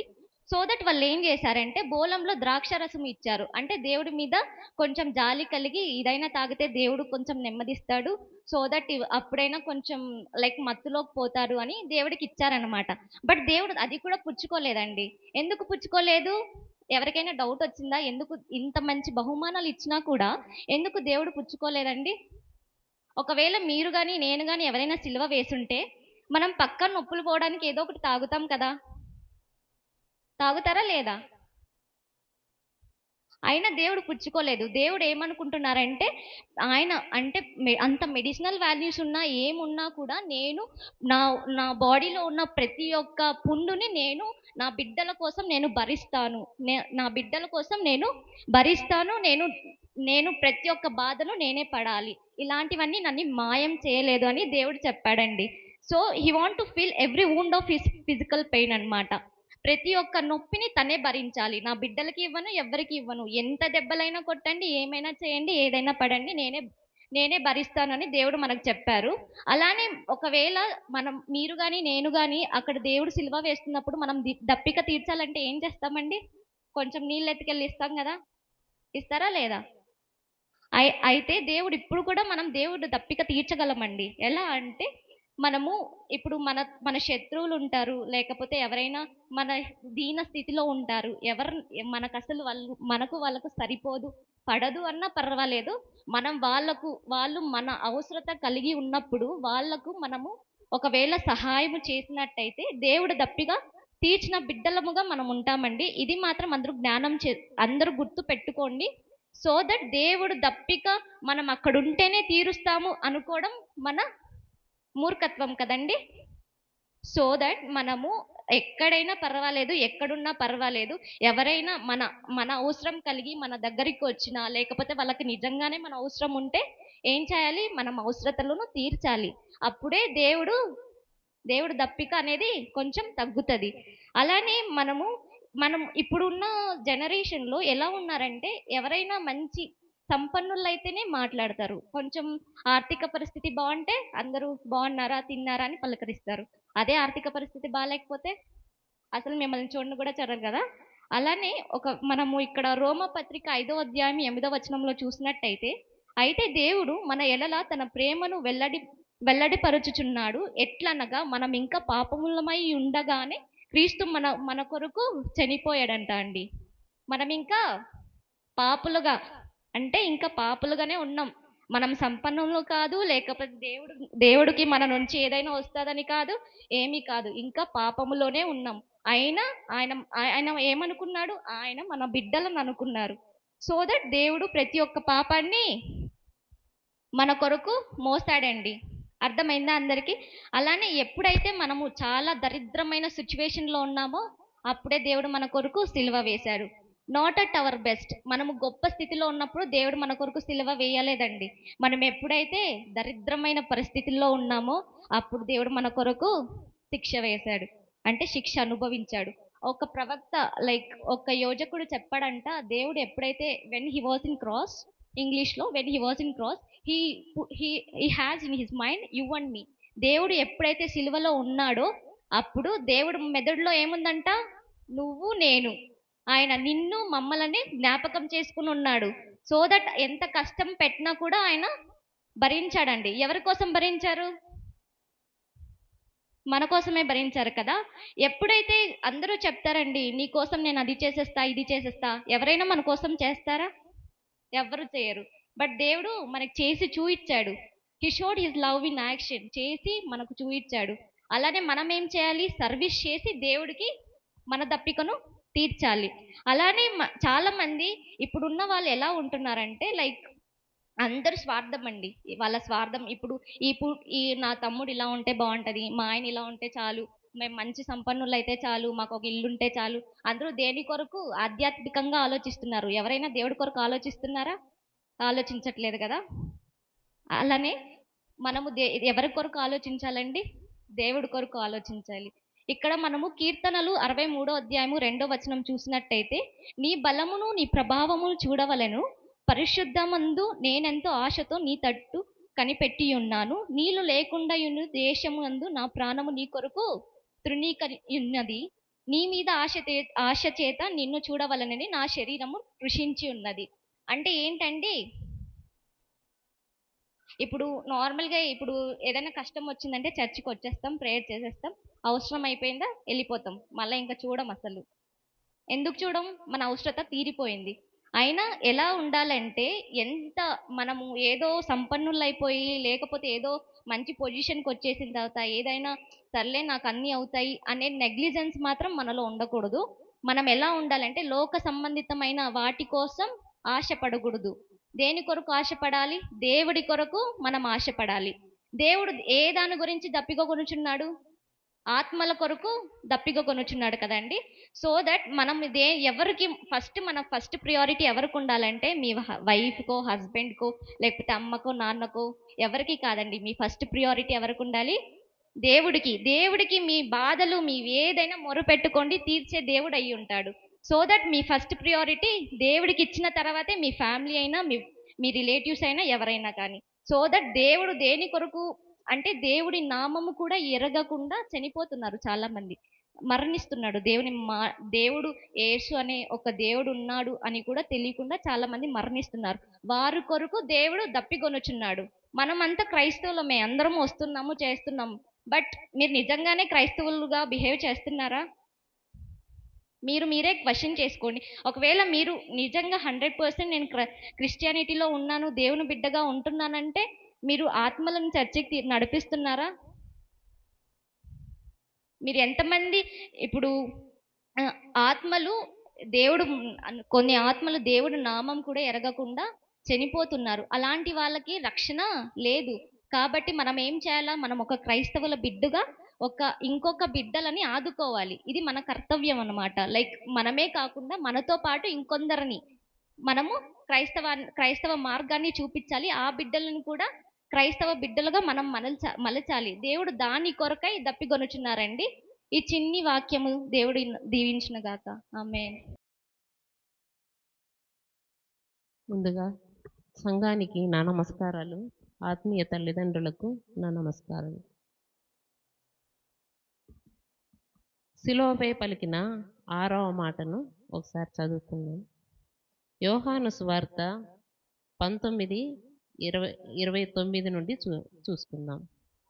వారు ఒక స్పంజి చిరుకతో నింపి హిస్సోపు పుడకకు తగిలించి ఆయన నోటికి అందించిరి. యేసు ఆ చిరుక పుచ్చుకొని సమాప్తమైనదని చెప్పి తల వంచి ఆత్మను అప్పగించెను. చిన్న ప్రార్థన చేసుకున్నాం. తండ్రి, పరలోకమందున్నటువంటి పరిశుద్ధాత్మదేవ, ప్రేమమేడ, కృపామేడ, సర్వశక్తి సంపూర్ణుడ, రాజులకు రాజా, ప్రభువులకు ప్రభా, యెహోవా దేవ, మోషే దేవుడ, దావీదు కుమారుడ, మా ప్రియ పరలోకపు తండ్రి, మహిమ గల మీ నామమునకు, ఘనమైన నామమునకు స్తుతి స్తోత్రం చెల్లించుకుంటున్నానయ్యా. అయ్యా, ఈ శిలువలో పలికినటువంటి ఈ శుభ శుక్రవారం రోజున శిలువలో పలికినటువంటి 7 మాటల్లో 6వ మాటను ధ్యానించడానికి నీవు నాకు ఇచ్చినటువంటి ధన్యతను బట్టి మీకు వందనాలు చెల్లించుకుంటున్నానయ్యా. ఈ మాటను ధ్యానించుటకు మీ యొక్క శక్తిని, బలాన్ని నాకు దయచేయమని ప్రార్థిస్తున్నాను ప్రభు. యేసుక్రీస్తు రాక వెనుక, తన జన్మ వెనుక అనేకమైనటువంటి కార్యక్రమాలు, పనులు నిమిత్తం ఈ భూమి మీద యేసుక్రీస్తు ప్రభుల వారు జన్మించినారు. తండ్రి తనకు అప్పగించినటువంటి ఏ ఒక్కటి కూడా భూమి మీద మిగలకుండా ప్రతి కార్యక్రమాన్ని, ప్రతి పనిని కూడా పూర్తి చేసి ప్రాణం పోయే ముందు తన తండ్రితో ఒక చిన్న ప్రార్థన చేసుకున్నాడు యేసుక్రీస్తుల వారు. యోహాను 17:4లో తండ్రి, చేయుటకు నీవు నాకిచ్చిన పనిని నేను సంపూర్ణముగా నెరవేర్చి భూమి మీద నిన్ను మహిమపరిచితిని అని ఒక ప్రార్థన చేసుకున్నారు. తండ్రి ఏమైతే అప్పగించారో, తండ్రి తనకు అప్పగించినటువంటి పనులలో ఎంతో బాధ్యత కలిగి, ఎంతో నమ్మకం కలిగి నెరవేర్చే విధంగా ఇక్కడ మనకు కనిపిస్తోంది. మానవులైన మనందరి కొరకు ఏ పాప ప్రాయశ్చాత్యాన్ని కానీ, ఏ విమోచన కార్యాన్ని కానీ జరిగించడానికి యేసు ప్రభువు ఈ లోకానికి వచ్చారో ఆ కార్యక్రమాలన్నీ సమాప్తం చేసి ఉన్నారు. తండ్రి యేసుక్రీస్తుల వారికి అప్పగించినటువంటి పనులలో కొన్నిటిని మనము జ్ఞాపకం చేసుకుందాము. లూకా సువార్త 4:18-19లో ప్రభువు ఆత్మ నా మీద ఉన్నది, బీదలకు సువార్త ప్రకటించుటకై ఆయన నన్ను అభిషేకించెను, చెరలోనున్న వారికి విడుదలను, గుడ్డి వారికి చూపును ప్రకటించుటకును, నలిగిన వారిని విడిపించుటకును ప్రభువు హితవత్సరము నన్ను పంపి ఉన్నారు అని ఇక్కడ వ్రాయబడి ఉన్నది. అంటే బీదల కోసం సువార్తను ప్రకటించడం కోసము దేవుణ్ణి, యేసుక్రీస్తు వారిని అభిషేకించి ఉన్నారు. చెరలో ఉన్న వారిని విడిపించుటకు, అంటే చెరలో అంటే ఎగ్జాంపుల్ ఇప్పుడు సమరయ స్త్రీ ఉంది. ఆమె అంటే దాహం కోసం దేవుడు అక్కడికి వెళ్ళారు. దాహం అన్నప్పుడు సమరయ స్త్రీ బావి దగ్గరికి వెళ్ళి నీరు అందించింది. అంటే దేవునికి దాహం అంటే దాహం తీర్చుకోగలరు, కానీ అతనికి వచ్చిన దాహము ఆత్మల భారంతో ఉన్నటువంటి దాహము. నేనిచ్చే దాహము నీవు తీసుకుంటే ఎప్పటికీ నువ్వు దాహం కొనవు అని చెప్పి దేవుడు తనలో మార్పును తీసుకొని వచ్చారు. సువార్తను ప్రకటించి మార్పును తీసుకొని వచ్చారు. అది ఆమె గ్రామంలోనికి వెళ్ళి అనేక మందికి, అంటే వేశ్యా వృత్తిలో ఉన్నటువంటి ఆమె అనేక మందికి కనువిప్పు కలిగించి సువార్తను ప్రకటించి వారి పాపముల నుండి మరల్చి దేవుని మహిమపరిచే విధంగా ఆమె కార్యాలను జరిగించింది. అదేవిధంగా యోహాను 10:11లో నేను గొర్రెలకు మంచి కాపరి గొర్రెల కొరకు ప్రాణం పెట్టును, అని చెప్పాడు. మనకు సమృద్ధి జీవితాన్ని ఇవ్వటానికి యేసు ప్రభు ఈ లోకానికి వచ్చాడు. జీవాధిపతి తన జీవాన్ని మనకిచ్చి మన మరణాన్ని ఆయన భరించాడు. అదేవిధంగా యోహాను 3:8లో అపవాది యొక్క క్రియలను లయపరచుటకు దేవుని కుమారుడుగా ఈ లోకానికి వచ్చాడు యేసుక్రీస్తు ప్రభుల వారు. అదేవిధంగా తిమోతి 1:15లో పాపులను రక్షించుటకు క్రీస్తు యేసు లోకమునకు వచ్చెను. రక్షకుడుగా యేసు ప్రభు ఈ లోకానికి వచ్చి నిన్ను నన్ను ఈ పాపం నుండి రక్షించాడు. సిలువలో ఆ రక్షణ కార్యాన్ని సంపూర్తి చేసినట్లు కనిపిస్తుంది ఇక్కడ. దేవుడు పాపమును ద్వేషిస్తాడు, కానీ పాపిని ప్రేమిస్తాడు. కారణం ఏమంటే నిన్ను నన్ను ఆయన తన పోలికలో చేసుకుని ఉన్నాడు గనుక. అదేవిధంగా మార్కు 10:45లో మనుష్య కుమారుడు పరిచారము చేయించుకొనుటకు రాలేదు, కానీ పరిచారము చేయుటకును అనేకులకు ప్రతిగా విమోచన క్రయధనముగా తన ప్రాణమును ఇచ్చుటకును వచ్చెను అనెను. దేవుడు మన పాపములను శాపములను అంటే పారద్రోలటానికి మనలను తన విలువైన రక్తంతో మనల్ని కొన్నాడు. అంటే తను కార్చిన ప్రతి విలువైన బొట్టు కూడా ఎంతో విలువైనది. తన క్రయధనముతో మనల్ని కొని ఉన్నారు. అదేవిధంగా రోమా 10:4లో విశ్వసించు ప్రతి వానికి నీతి కలుగుటకై క్రీస్తు ధర్మశాస్త్రమునకు సమాప్తి అయి ఉన్నాడు. అదేవిధంగా ఏషియా 59:1లో రక్షింపనేరకై ఉండునట్లు యెహోవా హస్తము కురుచ కాలేదు, విననేరకై ఉండునట్లు ఆయన చెవులు మందము కాలేదు. ఎఫెసీ 1:7లో దేవుని కృపా మహదైశ్వర్యమును బట్టి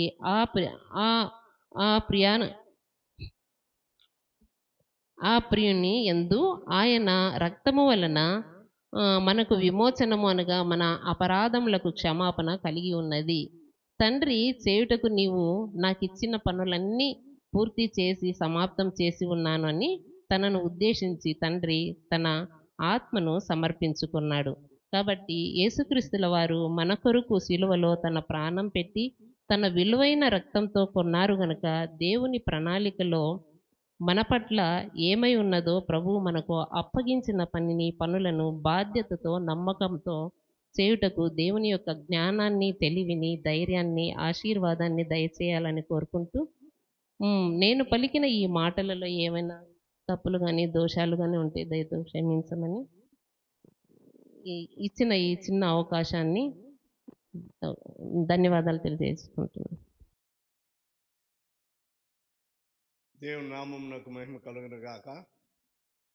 ఇంతవరకు ఓపికతో కూర్చున్నందుకు మిమ్మల్ని అందరినీ కూడా అభినందిస్తూ ఉన్నాను. దేవుడు మిమ్మును మీ కుటుంబాలను బహుగా ఆశీర్వదించాలని కోరుతూ ఉన్నాను. నా మాటను లూకా సువార్త 23వ అధ్యాయము 46వ వచనములో నేను చెప్పబోయే మాట, అప్పుడు యేసు గొప్ప శబ్దముతో కేకవేసి, తండ్రి నీ చేతికి నా ఆత్మను అప్పగించుకొనుచున్నాను అనేను.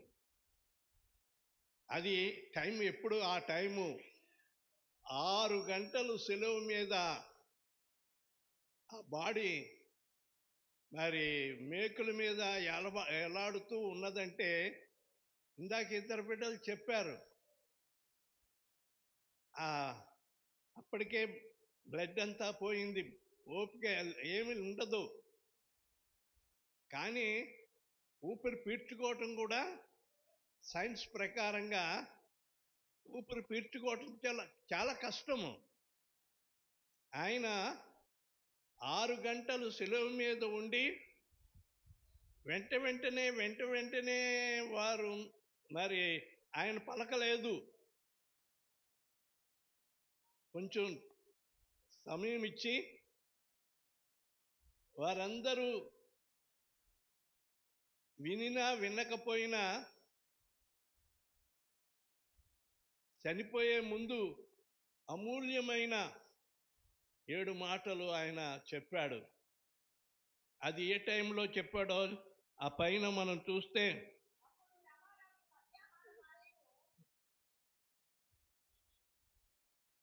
44వ వచనంలో, అప్పుడు రమారమి మధ్యాహ్నమాయను, అది మొదలుకొని 3 గంటల వరకు ఆ దేశం అంతటి మీద చీకటి కమ్మెను. ఏమండి, ఆగండి. ఆ సమయంలో ఆయన సమాప్తమైనది, తండ్రి నా ఆత్మను అప్పగించుకుంటున్నాననే మాట చెప్పకముందే చీకటి కమ్మిందంటాడు. మధ్యాహ్నము అప్పటి వరకు సూర్యుడు ప్రకాశిస్తున్న ఆ సూర్యుడు మరి మబ్బులోకి వెళ్ళిపోయాడు. చీకటి రాత్రి వలె చీకటి కమ్మేసింది. ఒకరికొకరు కనబడకుండా అది జరిగింది.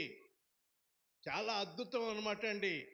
పర్వతాలు బద్దలైన ఆ టైంలో సృష్టి అంతా కూడా తారుమారైపోయింది. దేవాతి దేవుడు ఆ శిలువ మీద పలికిన 7 మాటలు, అమూల్యమైన మాటలు ఈ సృష్టి విని భరించలేకపోయింది. దేవాలయము, అతి పరిశుద్ధ దేవాలయంలో అడ్డతెర ఒకటి ఉంది. అది అందులోకి ఎవరు వెళ్ళకూడదు. ఇక్కడ అతి పరిశుద్ధ స్థలమని, ఇది అతి పరిశుద్ధ స్థలము. ఈ అతి పరిశుద్ధ స్థలముకి ఇక్కడ ఒక వెండి తెర. ఈ సినిమాలకు వెళ్ళిన వాళ్ళకి తెలుస్తుంది.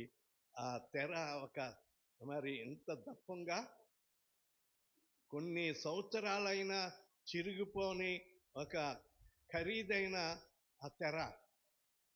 అలాగే ఆ ప్రత్యక్షపు గుడారంలో ఒక తెర ఉండేదట. ఆ తెర లోపలికి ఎవరు వెళ్ళటానికి పర్మిషన్ లేదు. ఎవరు వెళ్ళినా చచ్చిపోతారు, రక్తం కక్కి చచ్చిపోతారు. తెర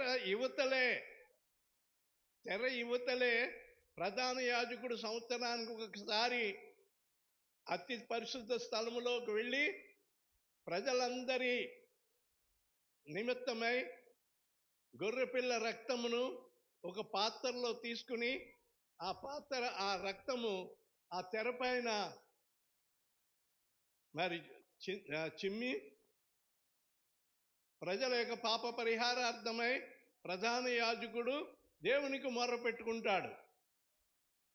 ఆ అవతల ఏముందో ఏ మనుషునికి తెలియదు. ఎందుకంటే మోషే కాలంలో అది ప్రత్యక్షపు గుడారముగా చిత్రీకరింపబడింది.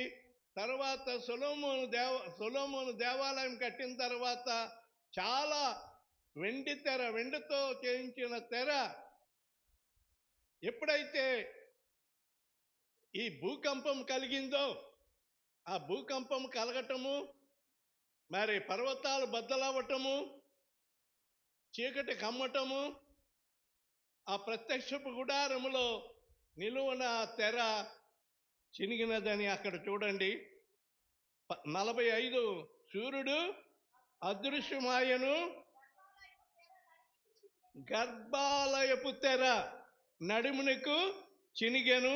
అప్పుడు యేసు గొప్ప శబ్దముతో కేక వేసి, తండ్రి, నీ చేతికి నా ఆత్మను అప్పగించుకొనుచున్నాను. ఇది చాలా గొప్ప ఆధిక్యత. చనిపోయేటప్పుడు కొంతమంది కొన్ని మాటలు చెప్తారు చనిపోయే ముందు. అది చాలా గొప్ప ఆధిక్యత.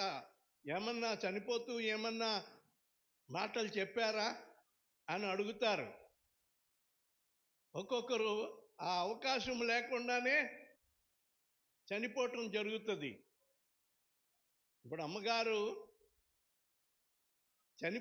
చనిపోయినప్పుడు ఏమి చెప్పునో, ఆమె చనిపోయే టైంలో మేము అక్కడ లేము, ఎందుకంటే ఐసీలో ఉన్నది కాబట్టి ఎవరు లోనికి వెళ్ళకూడదు. మేము వెళ్ళి చూసేసరికే ఆమె వెళ్ళిపోయింది. ఆమె ముఖంలో అమ్మా అమ్మా అని నేను భార్య అయినప్పటికీ నేను సంబోధించేది అమ్మాయి అమ్మా అని పిలుస్తాను. ఆ పిలుపుకి ఆమె సమాధానం ఇవ్వలేదు.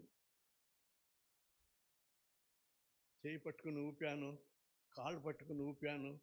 అయితే ఒక్క చుక్క మాత్రము కళ్ళలో బయటకు వచ్చింది. చుక్క మాత్రం కంటిలోంచి ఒక్క చుక్క బయటకు వచ్చింది. ఏం చెప్పునో నేను ఇక్కడి నుండి ఇలాగ అయిపోయింది అని చెప్పకుండా నన్ను అర్జెంటుగా రావాలనేసరికి మధ్యాహ్నం ఉన్న ఫలంగా నేను బెంగళూరు వెళ్ళి చూసేసరికి అప్పటికే అయిపోయింది. ప్రియమైన వాళ్ళారా, అది ఆధిక్యత అంటారు. చెప్పే ఆ చివరి టైంలో చెప్పే మాటలు దేవుడు కొంతమందికి ఆధిక్యత ఇస్తాడు. కానీ మేము ఆ టైంలో, ఇందాక నిర్మల చెప్పింది, ఆ టైంలో ఆమె చనిపోయే టైంలో ఆమె ఇంటి దగ్గర ఉంది.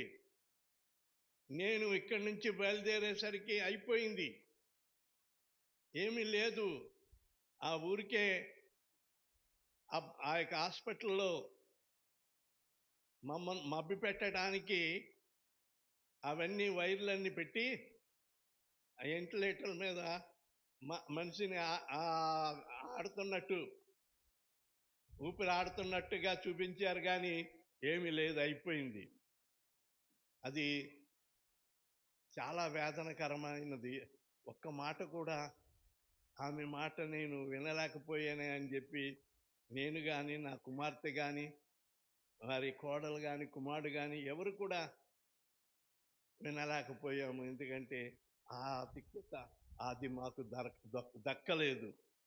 యేసు ప్రభువారు 6 గంటలు శిలువ మీద ఉండి ఆ ఊపిరి కొరప్రాణముతో ఈ మాటలు ఆయన పలికాడు అనంటే ఆయనకు దేవుడిచ్చిన, తండ్రి అయిన దేవుడిచ్చిన ఆధిక్యత. లోకానికి మొదటి 3 మాటలు, 7 మాటల్లో మొదటి 3 మాటలు మానవులమైన మన కొరకు, మనుషుల కొరకు చెప్పబడింది ఈ 3 మాటలు. తర్వాత 4, 5, 6, 7 మాటలు అవి ఆయన కొరకు చెప్పబడిన మాటలు. గమనించండి. మొదటి 3 మాటలు, తండ్రి వీరేం చేయుచున్నారు వీరెరుగరు కనుక వీరిని క్షమించమని మన కొరకు విజ్ఞాపన చేశాడు. మనమెంత మరి పాపులమైనప్పటికీ మన పాపములను ఆయన క్షమించి మరి క్షమాభిక్ష పెట్టాడు ఆయన. తర్వాత రెండవది, దొంగను క్షమించాడు. నీవు నేడు నాతో కూడా పరదేశంలో ఉందవని మనిషితో చెప్పాడు. మూడవది, అమ్మా ఇదిగో నీ కుమారుడు శిష్యునితో ఇదిగో ఈ తల్లి అని చెప్పి మనుషులతో మాట్లాడిన విషయాలు ఆ 3 మాటలు. 4వ మాట, నా దేవా నా దేవా నన్నెందుకు చేయి విడిచితివి, దాని గురించి విన్నాము. ఏమండి? తర్వాత మరి ఇంకా నేను దప్పిగొని ఉన్నాను, జీవజలముల ఊట ఇచ్చిన సమరయ స్త్రీకి దాహం తీర్చిన యేసయ్య దప్పిగొని ఉన్నాడంటే ఆత్మల దాహము. మనం ఇంకా మార్పు పొందలేదు.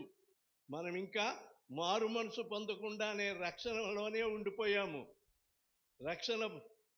రక్షణలోనే బాప్తిసం తీసుకోవటంలోనే ఉన్నాము. ఆయన ఆత్మలోను అగ్నిలో కూడా బాప్తిసం ఇస్తాడంట. ఆ అనుభవంలోకి మనం వెళ్ళలేదు. ప్రియమైన వారులారా, మొదటి మెట్టులోనే ఉన్నాము. 2వ మెట్టు, 3వ మెట్టు, 4వ మెట్టు ఆత్మీయతలోకి మనము మరి ఎక్కిపోవాలి అంటే సన్నిహితులుగా దేవునికి దగ్గరగా ఉండాలి. తర్వాత మరి సమాప్తమైనది. ఆయన భూలోకానికి వచ్చిన కార్యమును నిమిత్తం ఆయన అన్నీ నెరవేర్చాడు. ఆయన అవన్నీ రెఫరెన్సులు తీసుకొని చెప్తే మనకి రాత్రి అయిపోతుంది. అన్నీ కూడా ఆయన సమాప్తం చేశాడు. పిల్లలకి కిరాణా సరుకులు తెమ్మని చెప్పి లిస్టు రాసి, ఒకటి ఇక్కడ ఉంటుంది, ఒకటి అక్కడ ఉంటుంది, ఇంకో చోట ఉంటుంది, ఎక్కడెక్కడో ఉంటాయి. ఇవన్నీ వెళ్ళి అక్కడికి వెళ్ళి అవన్నీ కొనుక్కుని రావాలి. ఏ ఒకటి మర్చిపోయినా కష్టమే. కనుక అన్ని చూసుకుని రాసుకున్న లిస్టు ప్రకారంగా అన్నీ కొనుక్కుని వస్తే సబాస్ మంచి పని చేసేవాడు. యేసు ప్రభు వారు కూడా ఆయన వచ్చిన పని సమాప్తం చేశాడు. మధ్యలో మిగిల్చేయలేదు. ఆయన మధ్యలో మిగిల్చేయలేదు. లేఖనములు నెరవేర్చినట్లు ఆయన దప్పికొని ఉన్నాడని చివరగా లేఖనములు నెరవేర్చినట్లు దప్పికొని ఉన్నాడు. దాహము నీవు మార్పు చెందకపోవటమే ఇంకా ఆయనకు దాహం దాహం దాహం అంటున్నాడు. ఈ నీళ్లు తాగువాడు మరలా దప్పికొంటాడు. ఆయన దాహం వేరే, మన దాహం వేరే, ఆయన దాహం వేరే. మనం పాపపు దాహం మన మీద మనకుంది. ఆయన ఆత్మీయ దాహము మరి మార్పు చెందాలి. నా ప్రజలు మార్పు చెందాలి. ఆయన ఈ లోకానికి అనేక మందికి దాహం తీర్చడానికి వచ్చాడు. దప్పికొనువారులారా, వీధిలో నిలబడి దప్పికొనువారులారా నీళ్ళ యొద్దకు రండి అని చెప్పి ప్రజలను పిలిచాడు. అంటే నీళ్ళ యొద్దకంటే ఈయనే జీవజల ఊటై ఉన్నాడు. కనుక నా దగ్గరికి రండి అని చెప్పి వచ్చిన వారందరి దాహము తీర్చాడు. అటువంటి ఆయనకు దాహం వేసిందంటే ఏ దాహం వేసింది? మనం మార్పు చెందటమే, మనం రక్షణ పొందటమే. ఒక్క పాపి మారు మనసు పొంది బాప్తీసం తీసుకుంటే పరలోకంలో కొన్ని దేవదూతల మధ్యలో ఆయన సంతోషిస్తాడు. చివరగా నా ఆత్మను నీకు అప్పగించుకుంటున్నానని చెప్పి ఈయన తండ్రికి తన ఆత్మను అప్పగించుకున్నాడు. బైబిల్లో ఇంకొక ఆయన ఉన్నాడు. ఆయన్ని చూపించి నేను ముగించేస్తాను. అపోస్తుల కార్యములు 7వ అధ్యాయము